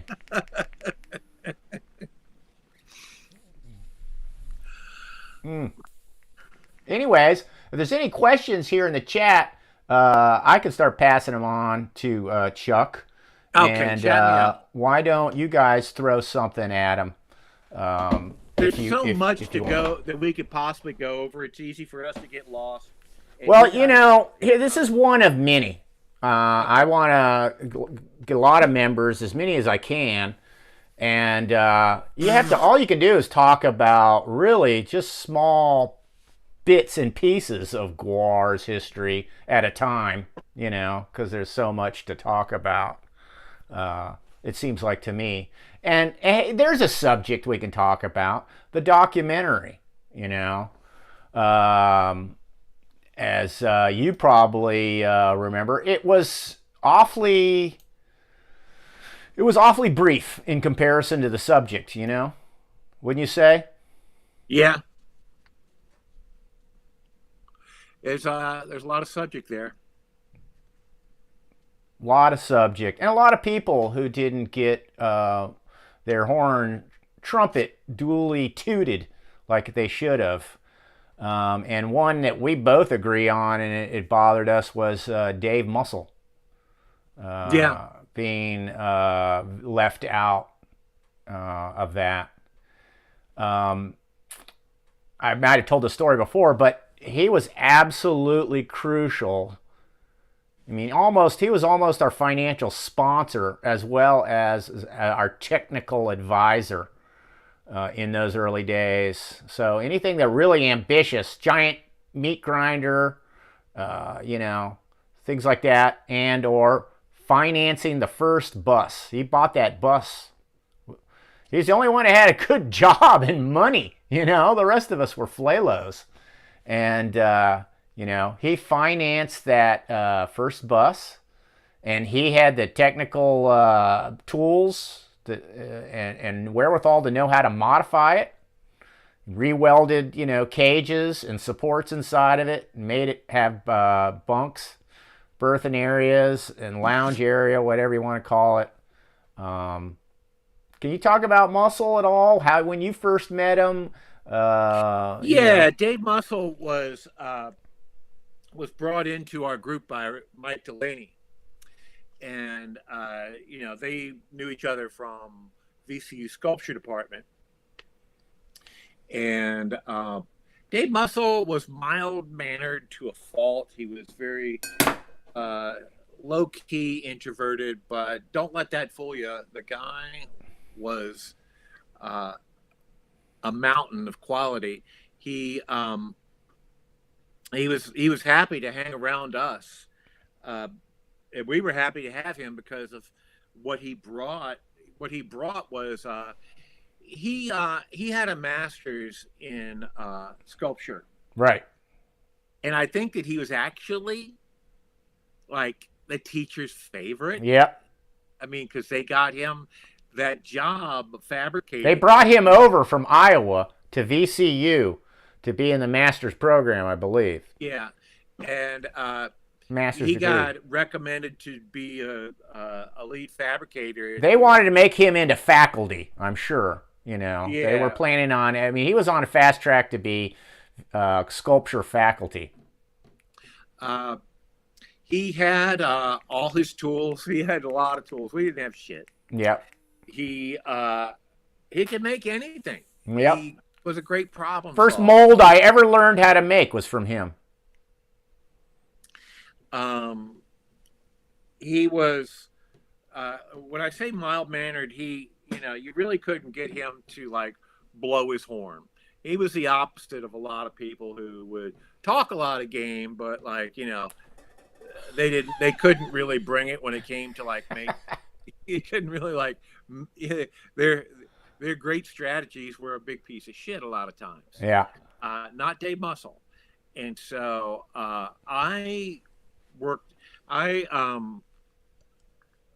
one of the hats that I wore was set design and, fabrication, which I hardly knew anything at all. But with Dave Muscle, looking over my drawings and making them happen, I looked really fucking good. And those things worked. They were solid. They transported well. They didn't hurt anybody. It checked off all the boxes that I would not have checked off. That's for sure. And he did that with in a lot of other departments. Like you said, he was the one who ponied up the money to get the school bus, and he, welded the bunks on it. He welded the burglar bars onto the slave pit. He built the practice room. I mean, anything.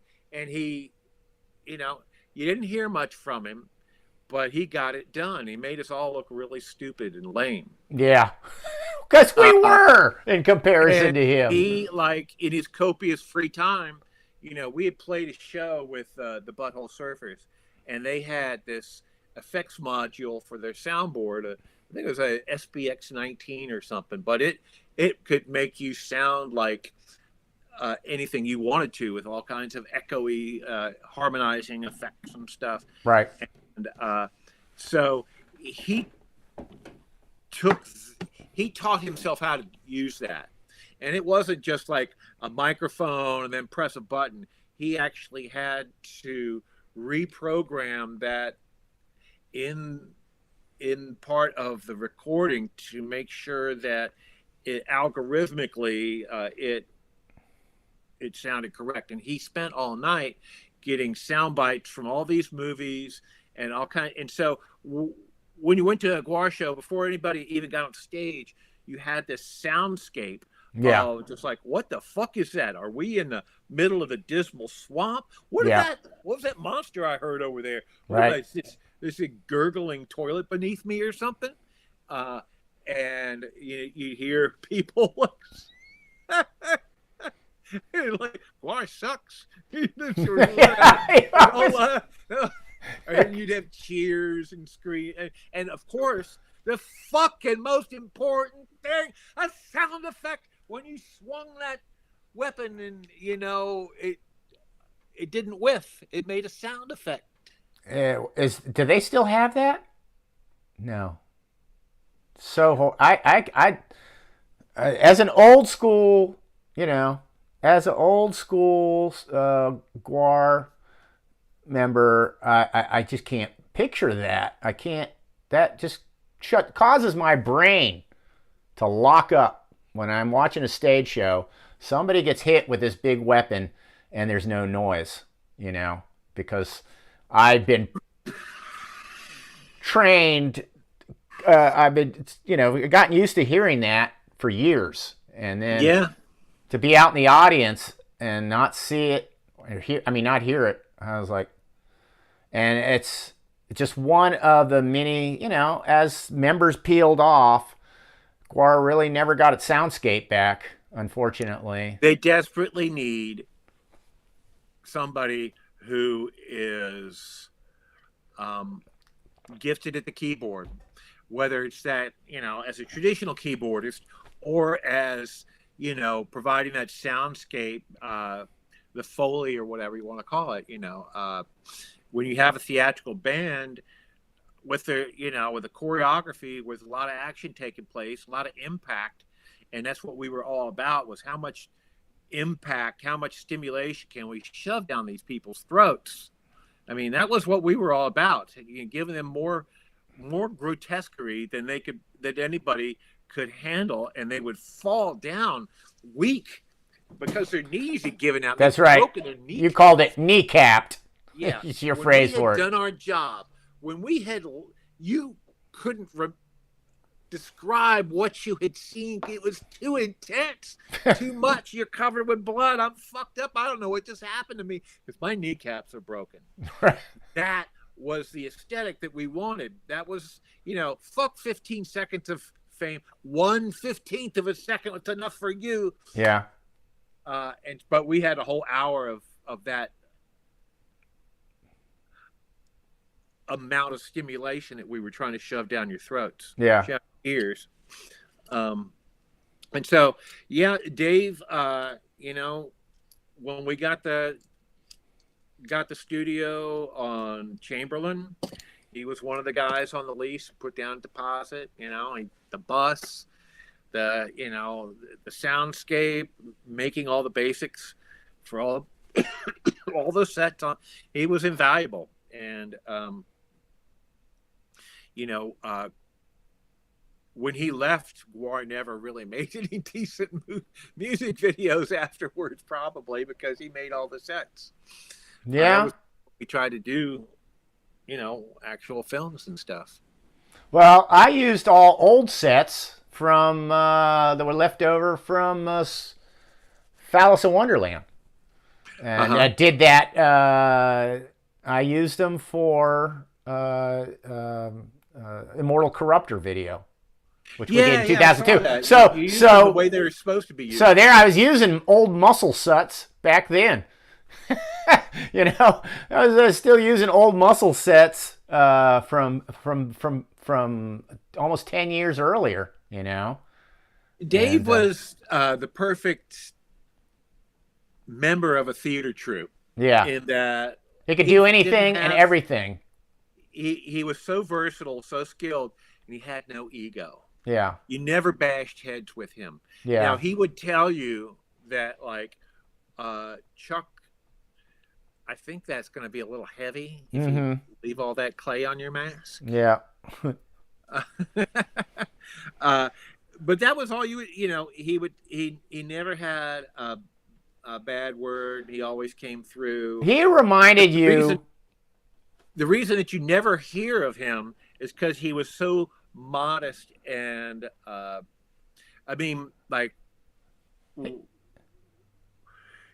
Does he not pay him? You couldn't pay him to blow his own horn and talk about how he had these grand designs for the band or this or that.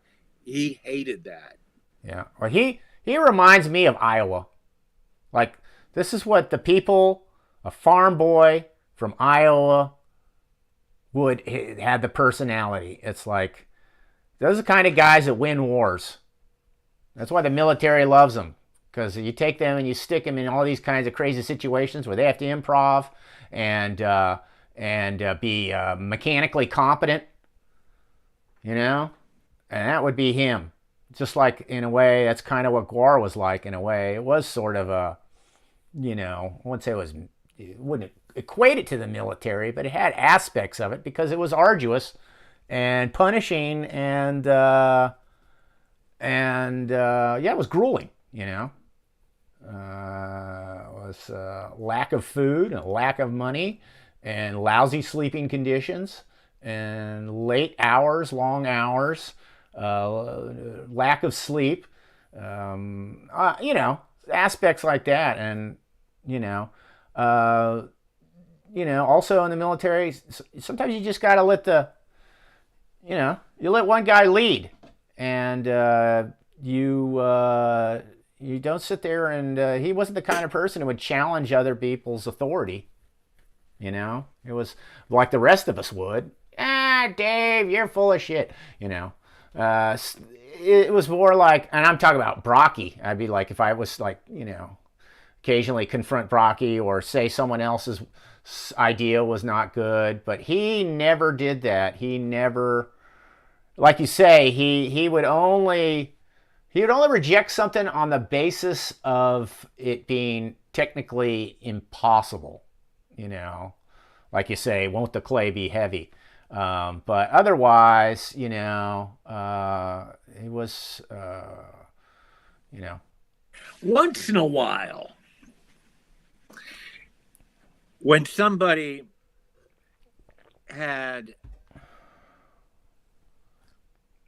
was just a little too far out on a limb with their Yeah. bullshit, he'd call them out on it. Yeah. And there's this one person who decided to go talk about how they were never understood in art school, and they scoffed at me. I never got into the Anderson Gallery, and they just went a little too far. Yeah. And Dave just said, "Let me tell you something about your art. It sucks." And man, I was not there for that. I would have remembered. Platoon. Just one. When Dave Muscle says something, you better fucking. No, people listen. People listen. Yeah. All right, I'm going to jump back here.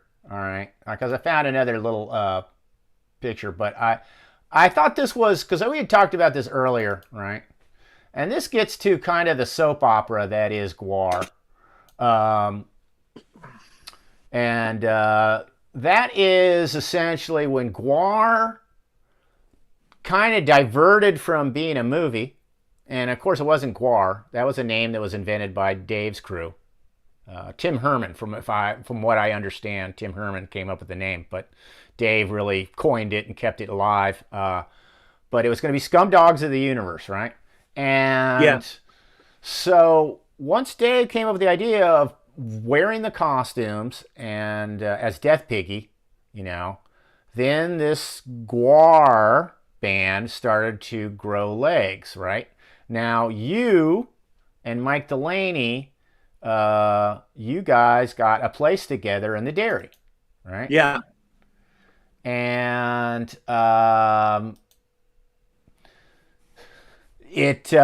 so essentially what happened was, in a way, much as Hunter kind of, I don't know, he's always has it out for me, but you and Mike Delaney kind of took over main fabrication for GWAR's show. It started happening at a place called The Swamp. So you had this place, you had a joint fabrication studio in the dairy called The Swamp, and you had a living place that I have up here on screen right now called the Chateau of Sin. Yep. And there's Spike, and we were bad boys. Yeah. Yeah, and the fabrication space was pushing 800 to 1,000 square feet. It was huge. Pretty big. It was huge. I can show you some. Maybe I can't get a picture that shows. We got that whole space for $75. This is your couch. I don't know why. Somebody took a picture of that. Not the most exciting picture. Who's this, by the way? Recognize her? I can't see. It's not big enough. Chateau of Sin. Some poor hapless female, I suppose. Poor. could be the original HP. As you would call them, a scrap. I hope I didn't insult somebody. Yeah, I thought maybe you might know. So here it is. Let's see. Let me try to blow this up as much as I can. Should have done that in the first place. That's me with the orange shirt, and there's Ted Hay and some other unknown person. Okay, which one's Ted Hay? The one in the middle? Yeah. Okay. And you don't know who this guy is? No. I was ready to name him Randy Collins, but Oh, no. I don't know why. I just thought that one of them was a good culprit. Service to him. Okay. All right. Excellent. Let's see here. Let's go. Other way. So here is Dave and Hunter, right? Okay. I don't know what Dave has in his hands. It looks like some kind of GWAR props or garbage or something. You can see, Uh-huh. I don't know what that is. Something to make him look funny. Yeah, and this hat looks like a Joe Cregan hat. Joe Cregan was a guy. Jester hat. Yeah, he made a jester hat. Oops. Oh no, not this again. So back at the swamp, we had a different business model than Hunter did. We were like, we would invite our other sculpture misfit friends to come up and help us make this elaborate set that we had drawn up this day for this show, like at Schaefer Court. And yeah, I drank heavily at the time, and so there was always a lot of beer around, and people, that's a great way to get people motivated. The art was often sloppy, but Mike Delaney described it as the Tom Sawyer, ruse. Yeah, you're making history. Have another beer. Make that bone good now. Make that a really good big dinosaur bone. And so we came up with all the ancillary characters of Cardinal Sin's troop and other bad guys. And we worked on that every night. We had a lot of fun. Those were good times. But at the same time, we managed to alienate Hunter. And yeah, that's what I wanted to touch on, right? And so I hadn't seen Hunter for like a couple of months practically. And I was like, what the fuck? We used to hang out every day and get high or something. And so I like asked him, and he goes, you guys are out there like doing your weird shit. And fucking up, and I'm gonna finish my movie.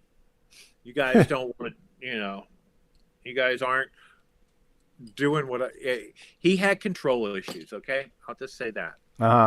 He had control issues, and he didn't always articulate what was on his mind, and also since he didn't do that, a lot of things never got resolved with him. We never talk it out. So that kind of alienated him, and he eventually, that's when he took all the costumes while we were gone and hid them and moved to Detroit. Right. So it was felt like, if I can put this in a timeline, I'd say he starts getting alienated middle of '86, but he kind of gets enthusiastic again for the Schaefer Court show.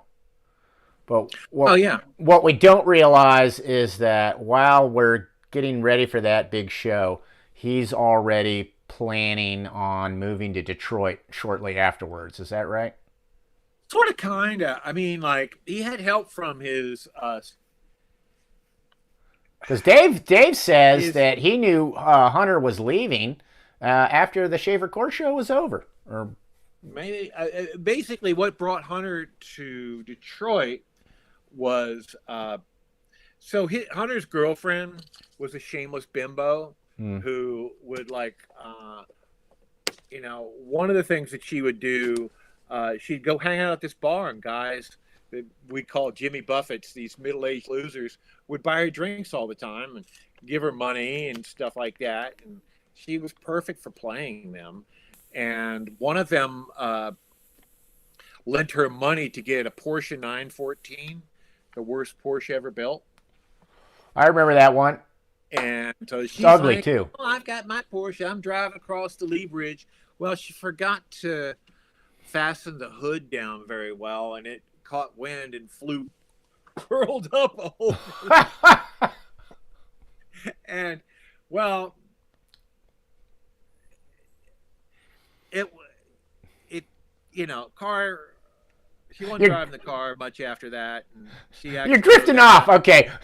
He owed the guy a lot of money for coke and all this other stuff. So she went to her parents in Detroit. I see. So she was running away from issues here in Richmond. Yeah, she was getting away from issues.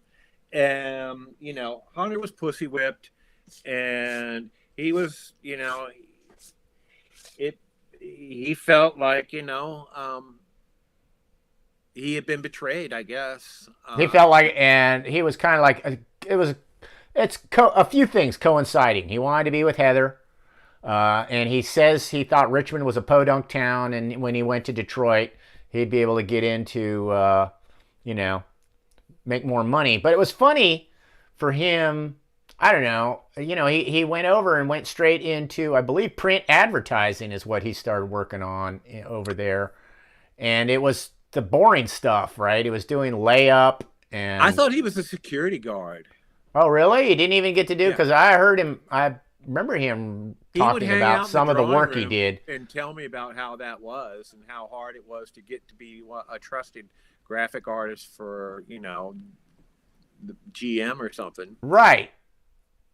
Yeah, I mean, the way he described it was pretty rudimentary. He would hang out with those artists, but I think he was a security guard. Okay. I can't see him designing cars. Well, not designing it. I think what I was talking about is the point, the stuff where you take the work from the actual artist. He might have done the grunt work for some of the graphics. Yeah. I don't know. I don't want to. Yeah. I don't want to. No, I'm not. Cast him in the wrong light. But that's. No, I'm not trying to either. I'm just talking about. I guess I'm just trying to be clear as what he was doing while he was up there in Detroit. And so, he was up there for a good year or so, and it didn't take long for her to, start cheating on him and them to start falling apart. And so next thing you know, he shows up at the slave pit. He comes back and down. Meanwhile, we had put the show on the road. Right. We had actually gotten a record. We were doing good. We were on the way up. Yeah. And he begged to be let back in. And, we let him back in. Yeah, I was talking about the story. The thing I really regret was trying to remain techno-destructo when he was back in. When we could have done that bozo techno thing, or we had two technos or whatever. I look back on that. It was such a stupid, But at the time, I felt like, well, first of all, I really wanted to get on stage as a fighting character, not just Sleazy. Even though Sleazy's fun, I wanted to be an action singing character like everybody else, ultimately. And so I saw that as that vehicle, and it's so sad and dumb that I couldn't have just said, well, what?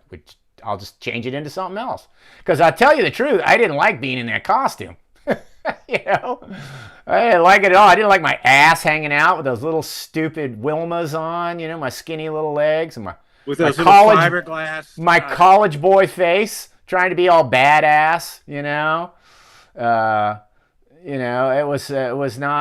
was not a character that suited me physically, whereas it suited him perfectly because he's like a G.G. Allen, you really do believe. He's G.G. Allen with a jetpack and a claw arm, That's what he reminds you of. And, it fit him. He's very, very particular about someone stealing. Oh, yeah, I know. His ideas. Oh, yeah. Or just, That was, not that he had, I won't go too far with this, but not that he hasn't stolen other people's stuff, too. Right. Well, I made a big mistake. The first time I crossed that line was, I took the face gear that was Niplius, and we gotten rid of Niplius, and I came up with the Libido character, and I got that guy to come by who was a potential huge step forward for us technologically. I don't know if you recall him. He only came by once or twice, and he helped put in these kind of light up eyes that were. And Libido's costume, I modified it. So I gave him horns, some sort of, I don't know, straight up horns like that. And, I figured it was over. I mean, Niplius's character was done, and this piece of headgear was ideal. So I just took it and I cut that off and I changed it to mine. Oh, man, he was livid. Absolutely livid. But, then I got that treatment. I saw, Gorgor's head get turned into Gore Borg by Scott Krall, and so I was like, Now you know what it feels like, you know. It happened to everybody. I had somebody take scraps of my costume and do a whole tour impersonating this executioner. Oh, well, yeah, parts of your costume are still used to this day. Yeah.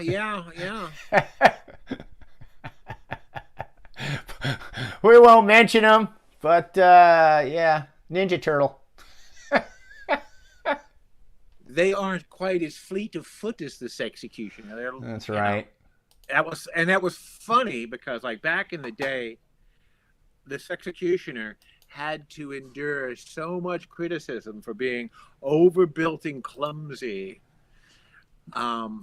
which he was on purpose. But nowadays, when this executioner goes on stage, he is the most scantily clad, dexterous person there. Yeah, you know, that's true, because what we had is you had a kind of an escalation of size going over the years, you know. That's just a natural way to take it. Big is better. Yeah, and it just kept oversizing, and yeah. The stage didn't get much bigger. Dave, oh man, everybody. Here's an interior shot. There's Hunter working in the background. He's working on GWAR. Uh-huh. And there is the infamous wheelchair of sin, right?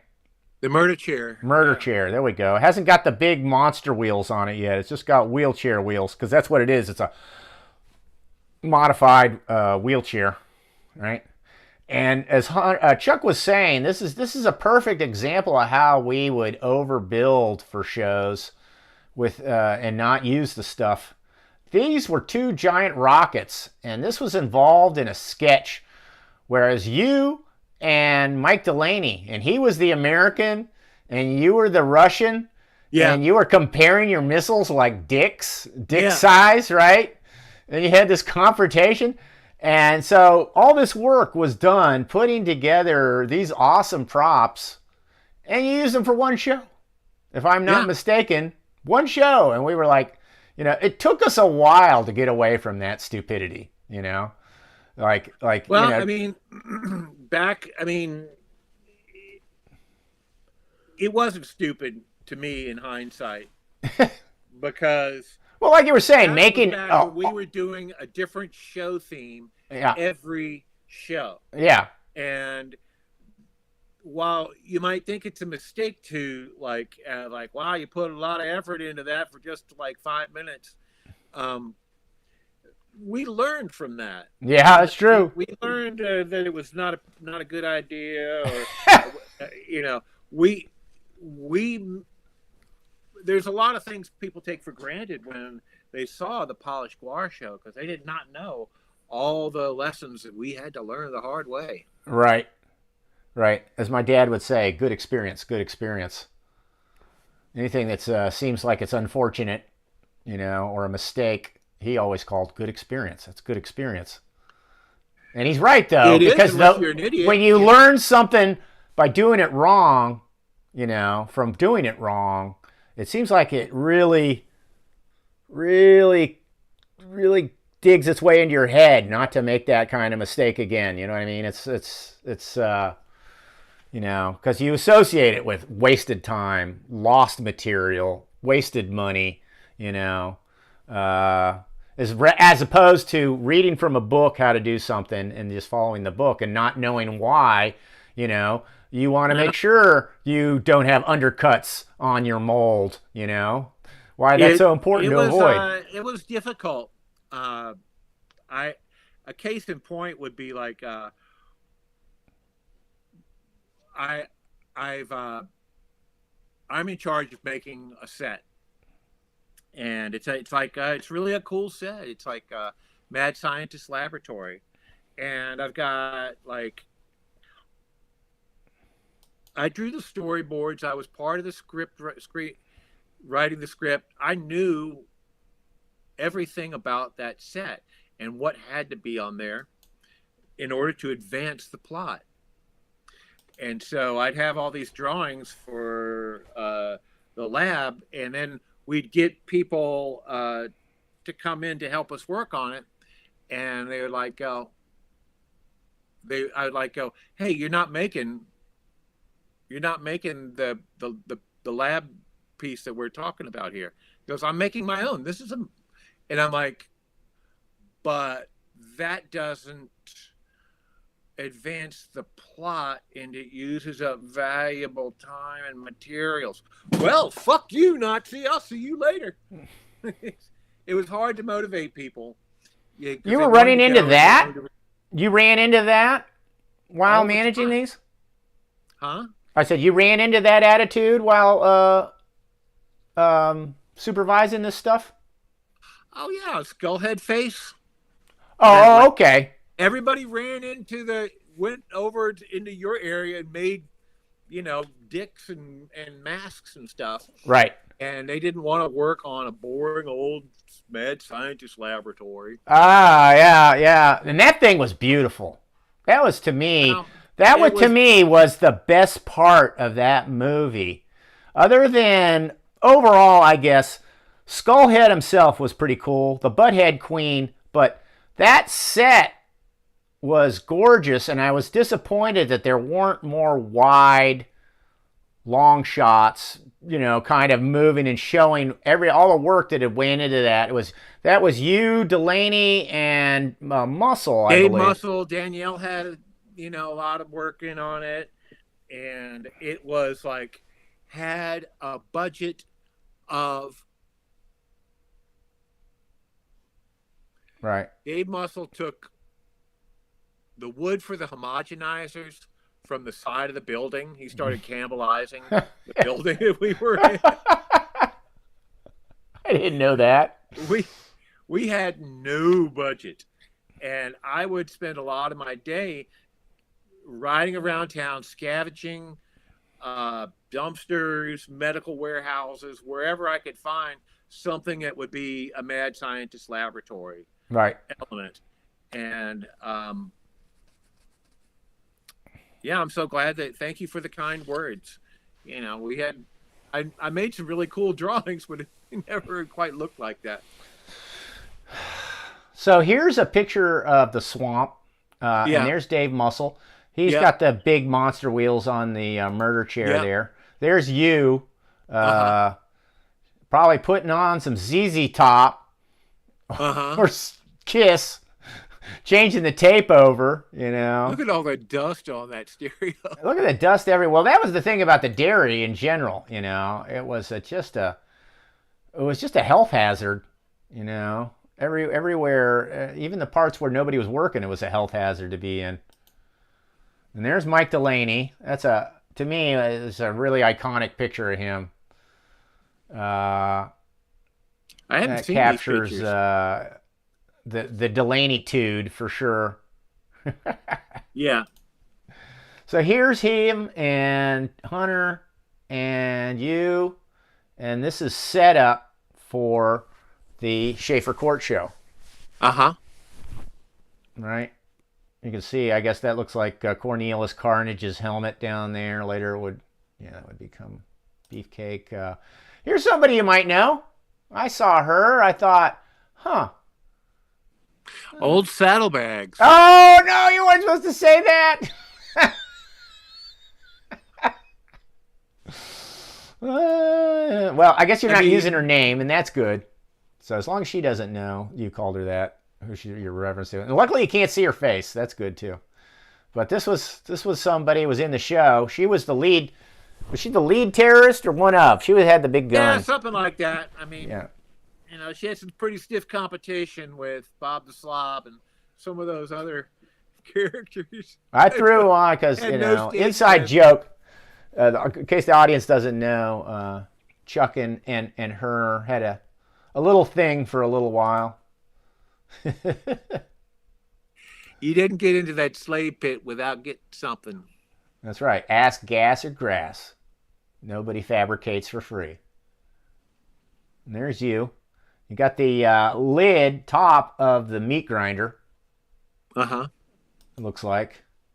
There's this was a mortician's table. It was a creepy thing and completely ridiculous to have. I remember us trying to carry that around for a long time, Trying It to was salvage mine. it. I loved it. You loved that mortician's I table, wish I still man. had it. Oh my God, that thing was heavy. Yeah, it was.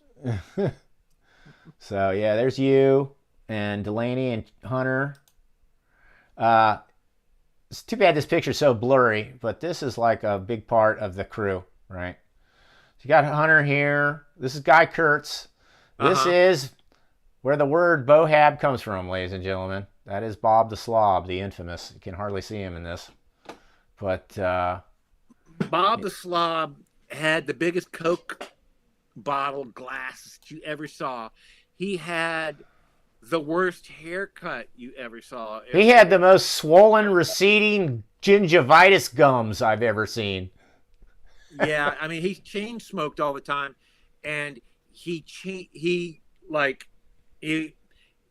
was the kind of guy that would, when he drank, he would have two beers in his hand, like one that he was working on, the one that went after it. Right? And he was older than us, and we let him hang around us, and we would humiliate him like I just did. But he did a lot of cool stuff, like he did our mail order, and he provided inspiration for a lot of gags on stage. Yeah, that's true. That's true. In fact, of course, the name as well. Origin of the name being, how did we come around to bohab? Okay, well, my story. I'll retell your story after I hear your story. Let's see how they compare. Go ahead. If I remember it right,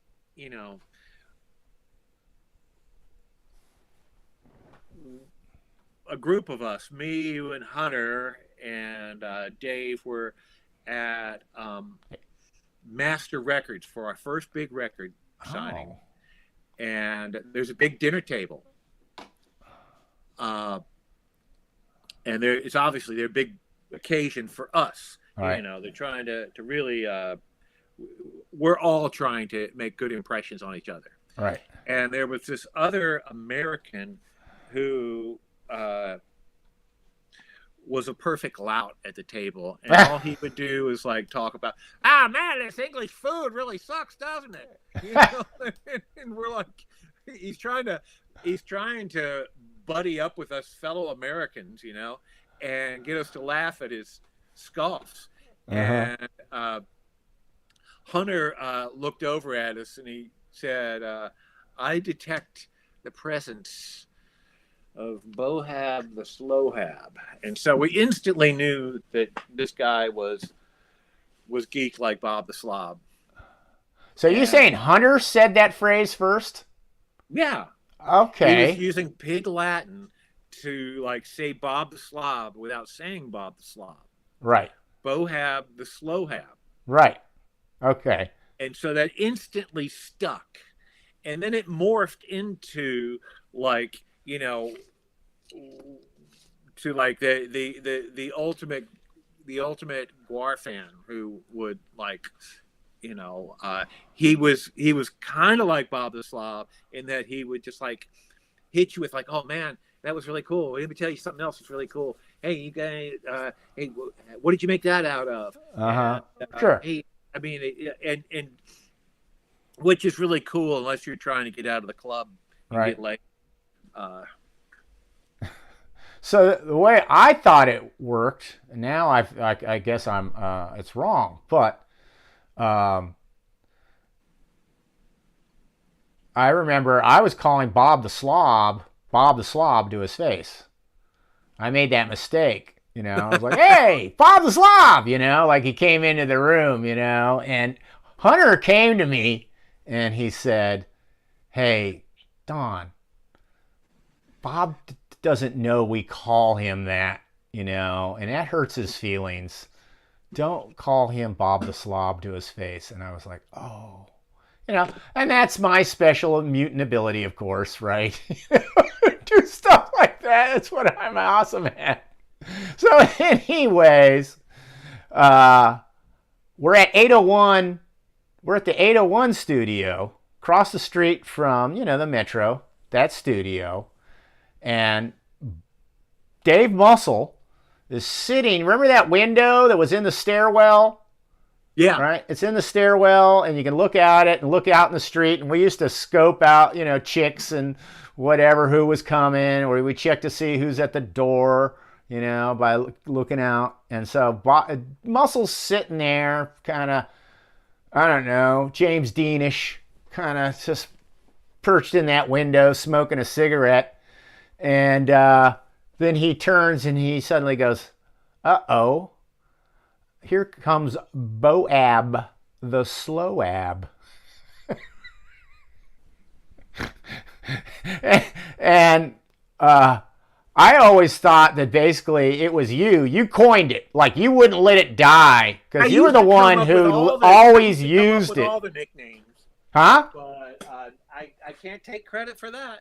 Well, you weren't necessarily the one who could come up with nicknames, but you were the ones who would, like, completely coin them and make them permanent lexicon. Like, tons and tons of phrases like that.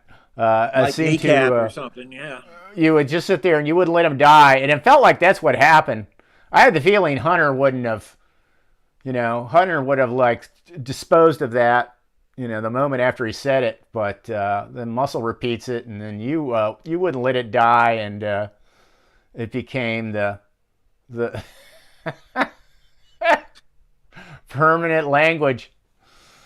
So, yeah, there we are, all hanging out, watching a crappy 25-inch TV. I think they'd only got 2 colors.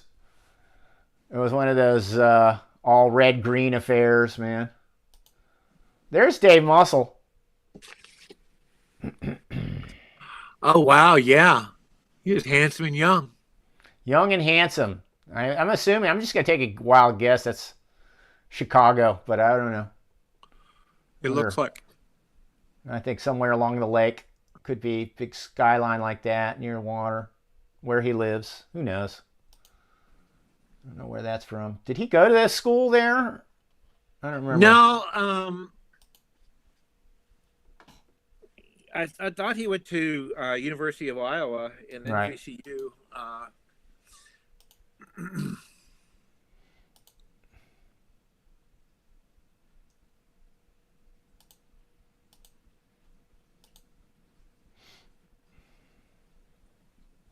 Here we go. Let me go into one more folder. Let's see here. I got, we'll go backwards a little bit and talk about the dairy, or go forwards a little bit and talk about Schaefer Court.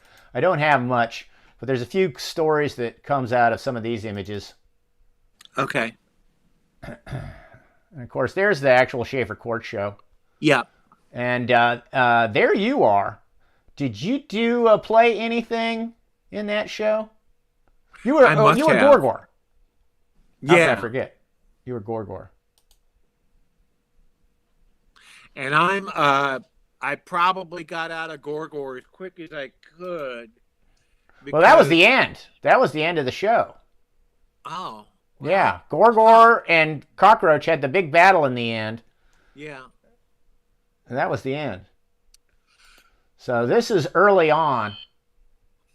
And this is to give an audience an idea of some of the just wacky collaborative thing. Was we had a guy who worked in the slave pit, an artist called Neon Charlie. And Neon Charlie shoehorned a character into the show called The Watcher. And The Watcher just consisted of him having the best seat in the house, sitting up here with this neon that he had behind him. I guess that's Sin. And he had this neon lit helmet that he wore. And he just sat there and did nothing but watch. Just like his name implied. It was The Watcher. We had way too much going on in that show. And that was... where I'm sitting right there is where, right next to Uncle Nobby. Yeah. Where, who was being held hostage by the terrorists. Uh-huh. And they blew up a plane, and the jet engine came flying down. This is it. Unfortunately, it is sideways. I didn't have a chance to throw it in Photoshop and turn it. But look how high this is. See this guy? He's on a fire escape. Yeah. Here, This is a 8-foot tall van roof. So look how much higher this is than above this van. Yeah, it's got to be 20 feet up there. Yeah. And there we are. We have no code. You know, we're going to pulley wire this thing over the audience. And had that thing dropped, yes, it wasn't the weight of a true jet engine, but from that height, you'd break a neck, you know, if it landed on somebody's head, you know. Well, I've got an answer for that. Yeah? Dave Muscle. Dave Muscle. Dave Muscle rigged that thing. Yeah. And it worked perfect. It did. It worked perfect. And that was the thing about that show. Everything worked perfect, even though most of it, there was no rehearsal for it. There were a lot of happy people after that show. And one of the funny things about that show was it seemed like acid blew into town, and everybody was dosed for the show or dosed afterwards. And that's what kind of made it this magical, communal, moment. And in some ways, maybe the greatest GWAR show of all time. In just some ways, you know what I mean? Even though it's a lot cruder and it's not nearly as polished, and the music isn't nearly as good, it was lightning in a bottle because you had everybody on acid watching, from basically primarily an art school, watching this basically performance art piece unfold before their eyes, It was a huge victory for us because the biggest at VCU, the biggest celebration they have is Halloween. Yeah. In the art school. And they spend 1 year they had Iggy Pop. Yeah. 1 year they might have the Dead Kennedys, but we were big enough to be the headliner that year. Right. Which meant, there were a lot of people that had scoffed at us over the previous few years and had to have some humble pie with that. Yeah, well, as at the time, this is when the punk rock scene was starting to diverge, right? So there was still the old school hardcore, adherence to punk rock. And then there was this, things were breaking off, both the way it sounded and also the look. But GWAR was the biggest kind of divergence. But in a way, to me, was the most punk rock. It was DIY, 100%. Yeah. It personified that. And it really irritated and angered punk rockers. That's who Dave was trying to irritate in a lot of ways. Yeah. Well, it wasn't about irritating your parents anymore. It was about irritating code. Yeah, irritating people who are following this kind of bullshit punk rock code, dress, I don't know what you want to call it, dress code, whatever, behavior code that they had established. And I never will forget one of the performances that Jello Biafra did with the Dead Kennedys. And, he gets, he walks out on stage, he goes, "Oh, what have we here? Leather jacket here, leather jacket here, leather jacket there. Aren't we all got our little uniforms together for the show tonight?" Yeah, we knew people within the scene in Richmond by name who fit what he just pointed out to a T, right? To a T. And in fact, Dave ended up pilfering a couple of their musicians to form the early version of GWAR. So those guys went from scoffing GWAR to being in GWAR. That must have been, that's interesting. It's like, oh, you guys suck. You want to be in the band? Yeah. Yeah. Well, they weren't going to go anywhere else. Yeah, well, it had run its course. By 80, it felt like by 85, 86, the hardcore scene had run its course. It had lost momentum. So, they were smart enough to see that. So here's Schaefer Court. This is, you can't see, the stage is directly opposite of these people. I don't know if there's a show, but this is typically what the turnout for a show would be like. People just kind of spread out, not necessarily that close to the stage.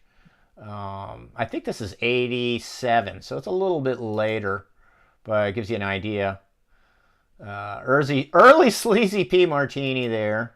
There's Colette. There's some musicians. One of those typical Colette, Dave type mashups. This is GWAR Serial, the first time that. I don't know why, but that always seemed to be something that was,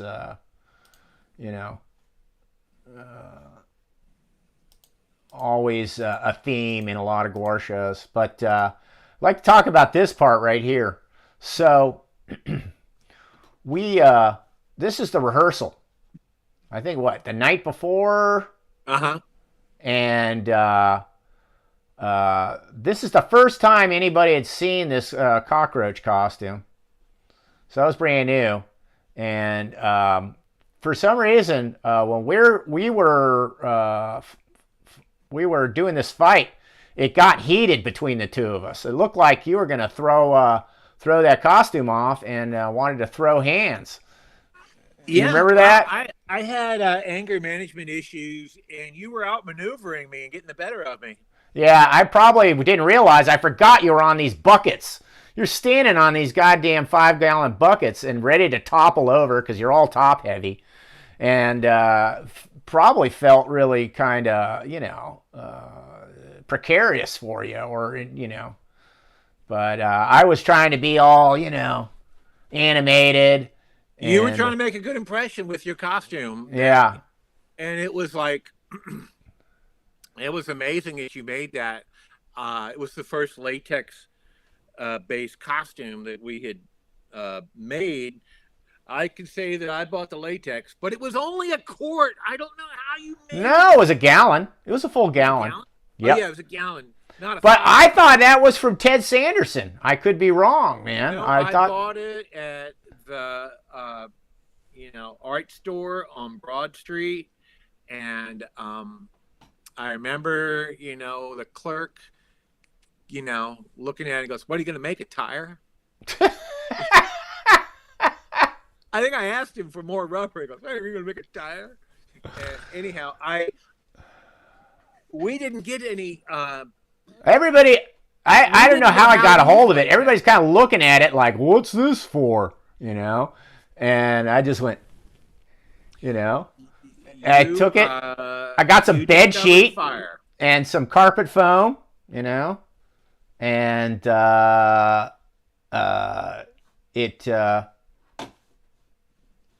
it came out pretty good, but nobody saw me for 2 months. So I was getting scoffed hard. Everybody looking around going, "Oh, I don't see Don around here at all," And you're not around, you're getting scoffed at. Yeah, that's for sure, man. And I'm sure nobody was expecting anything any good because they hadn't seen anything. And literally, this thing came together probably the final stitch right before this rehearsal. Look, it's not even painted. So I had to paint it that night and the next day before the show. And I just used spray paint, Classic GWAR deadline. Yeah. You're squirting hot glue on something, while it's going out on stage. How many times have we had to do that? Yeah. Let's see here. I think if there is, there's some props. There's Gorgor again. Don? You gonna let it go? All right. It's about 1 o'clock, and I'm kind of tired. I'd love to do this another time, and we'll have more content. That's fine. I got one prop here for you to talk about before we close out. You mean that skull, that poorly rendered skull? Poorly rendered skull. Yeah, well, that we knew we had to have a giant, poorly rendered skull. We knew it, and so Dave Muscle made the framework, and I took these chunks of foam that formerly housed, they're, appliances and TVs and stuff, right? You see how lumpy that thing is? Yeah. And so it was difficult to mass it out, and but it looked as poorly rendered and meat-headed. It made sense to me.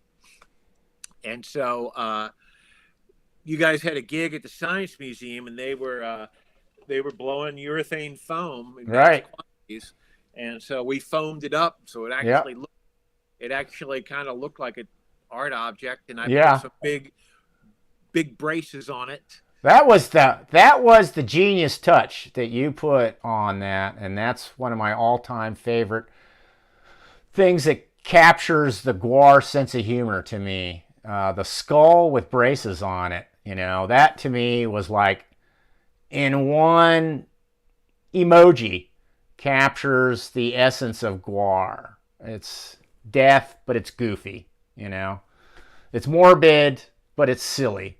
Well, adolescent. It's just, and that's kind of what it was. It's one thing to have. It was. Up there. It's another thing to have this adolescent skull with braces. We are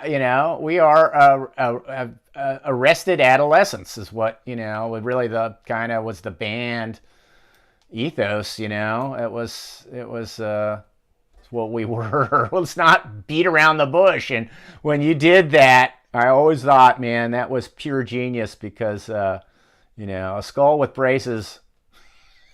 That's. I never seen that before in any other metal album. Magazines. I never saw that on another metal album. All the skulls ever. Nobody ever put fucking braces on one. Somebody barely did that and added glasses for some logo. So. I was. I had good ideas and design that were, at least at that point, a lot better than my actual sculpture skills. Yeah. But I had good intentions, and they would come through like that.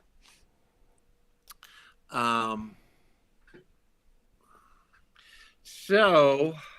All right, man. Hey. I want to thank everybody for sticking around and putting up with all this stuff. Don't forget to go look for the Sexecutioner special Facebook page so that you can get some cool art and these killer Valentines. You will really miss out if you don't. What is the IRL or URL for that, Chuck? It's a Facebook group. Oh, okay. I'd pop it up on screen right now if you had a link for it, but you know what? Maybe somebody out there could put it in the chat or something. If you could type it in the chat, it'd be great. But the name oh well. You know what? Next time. Okay. I mean, unless you can, if you got the something other to throw. GWAR groups are going to see the. We're going to share onto,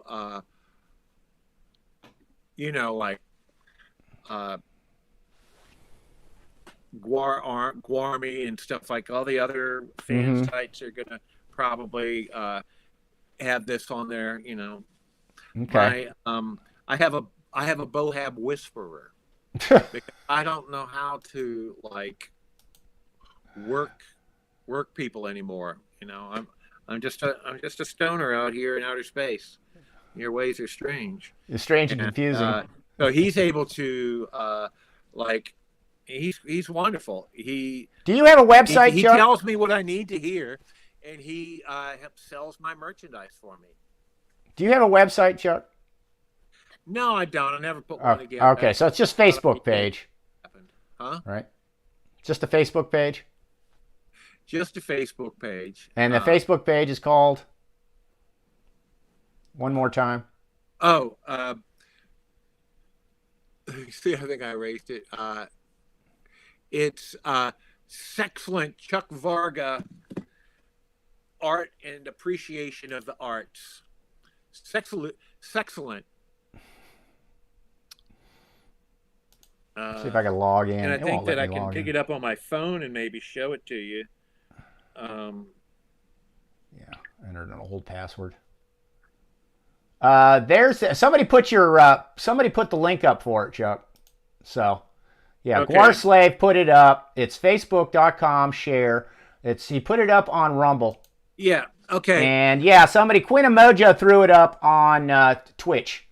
So yeah, guys, go check out Chuck Varga's Facebook page. Show him some love. Buy his shit, right? And all my stuff is handmade by me, yeah, and it's fine art. It's not, it's not made in China. My tiki mugs are not mass produced in China. Yeah, I did that for a little while. I learned to hate it. Huh? I said I tried to make. I have shit made in China, and I learned to hate it real quick, man. And so I don't mess with any of that. It's good that you make it in America yourself. It's much more special. Yeah. Well, I got a studio that I use. I get a lot of work from, just the entertainment industry, and it's a nice little side hustle. And so it's nice to be able to make stuff that people will buy, while I have downtime. Money, I just can't get enough of it. I don't spend it. I've got a lot. But you're living in Brooklyn, so I live in Brooklyn. Yeah, my expenses, my nut for every month is $4,000. Mm-hmm.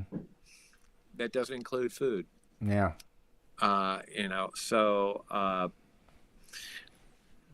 there's been a big strike in the movie industry. Oh yeah. I worked for a year, so I had to do some creative financing. Yeah, Danielle Stamp was hit by that as well. That slowdown. Yeah.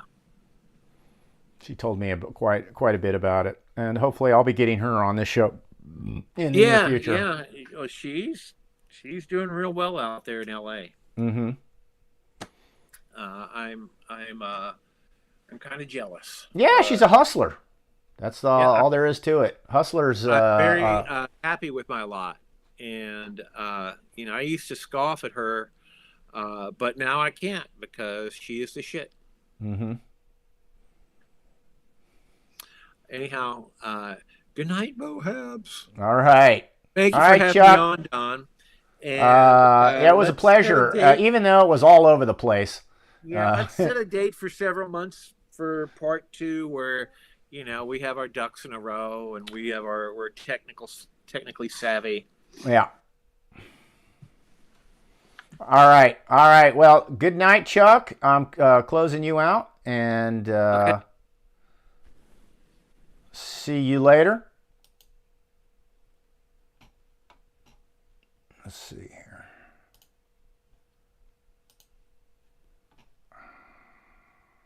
Me, myself. I want to get big, not small. I'll just throw myself up here and close this out with you guys. Thank you, Chuck and Don's. His generic beer. What a swell fella. Jaden Cage. If I missed any contributions, I am extremely sorry. That's probably the real big problem with not having a VJ ENIAC. By the way, anybody wants to with the Twitch Friday night Twitch stream would like to join us over at VJ ENIAC. We'll be doing a channel raid there. Yeah, Morix SC, thank you for the subscription. A level 5 hype train emoji. I want to share that. Gee whiz.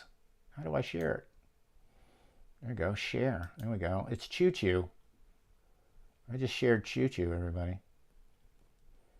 Queen of Mojo. Giving out a shit ton.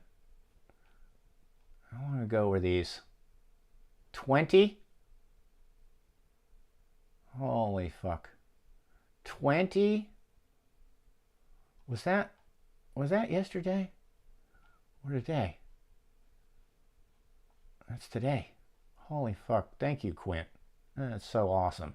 Much appreciated. Rommel.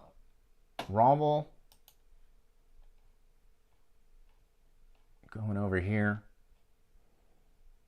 This is for Sleazy, says Russ Hanneman. Much appreciated, Russ. Duddy, here, Don. Gotta save some money for Chuck. I will. I'm going to have to throw him some of this. He seems to like money. He said so. I believe him. Especially the way things are, living up in Brooklyn and other expenses he's had. Roughneck. There we go. Thank you.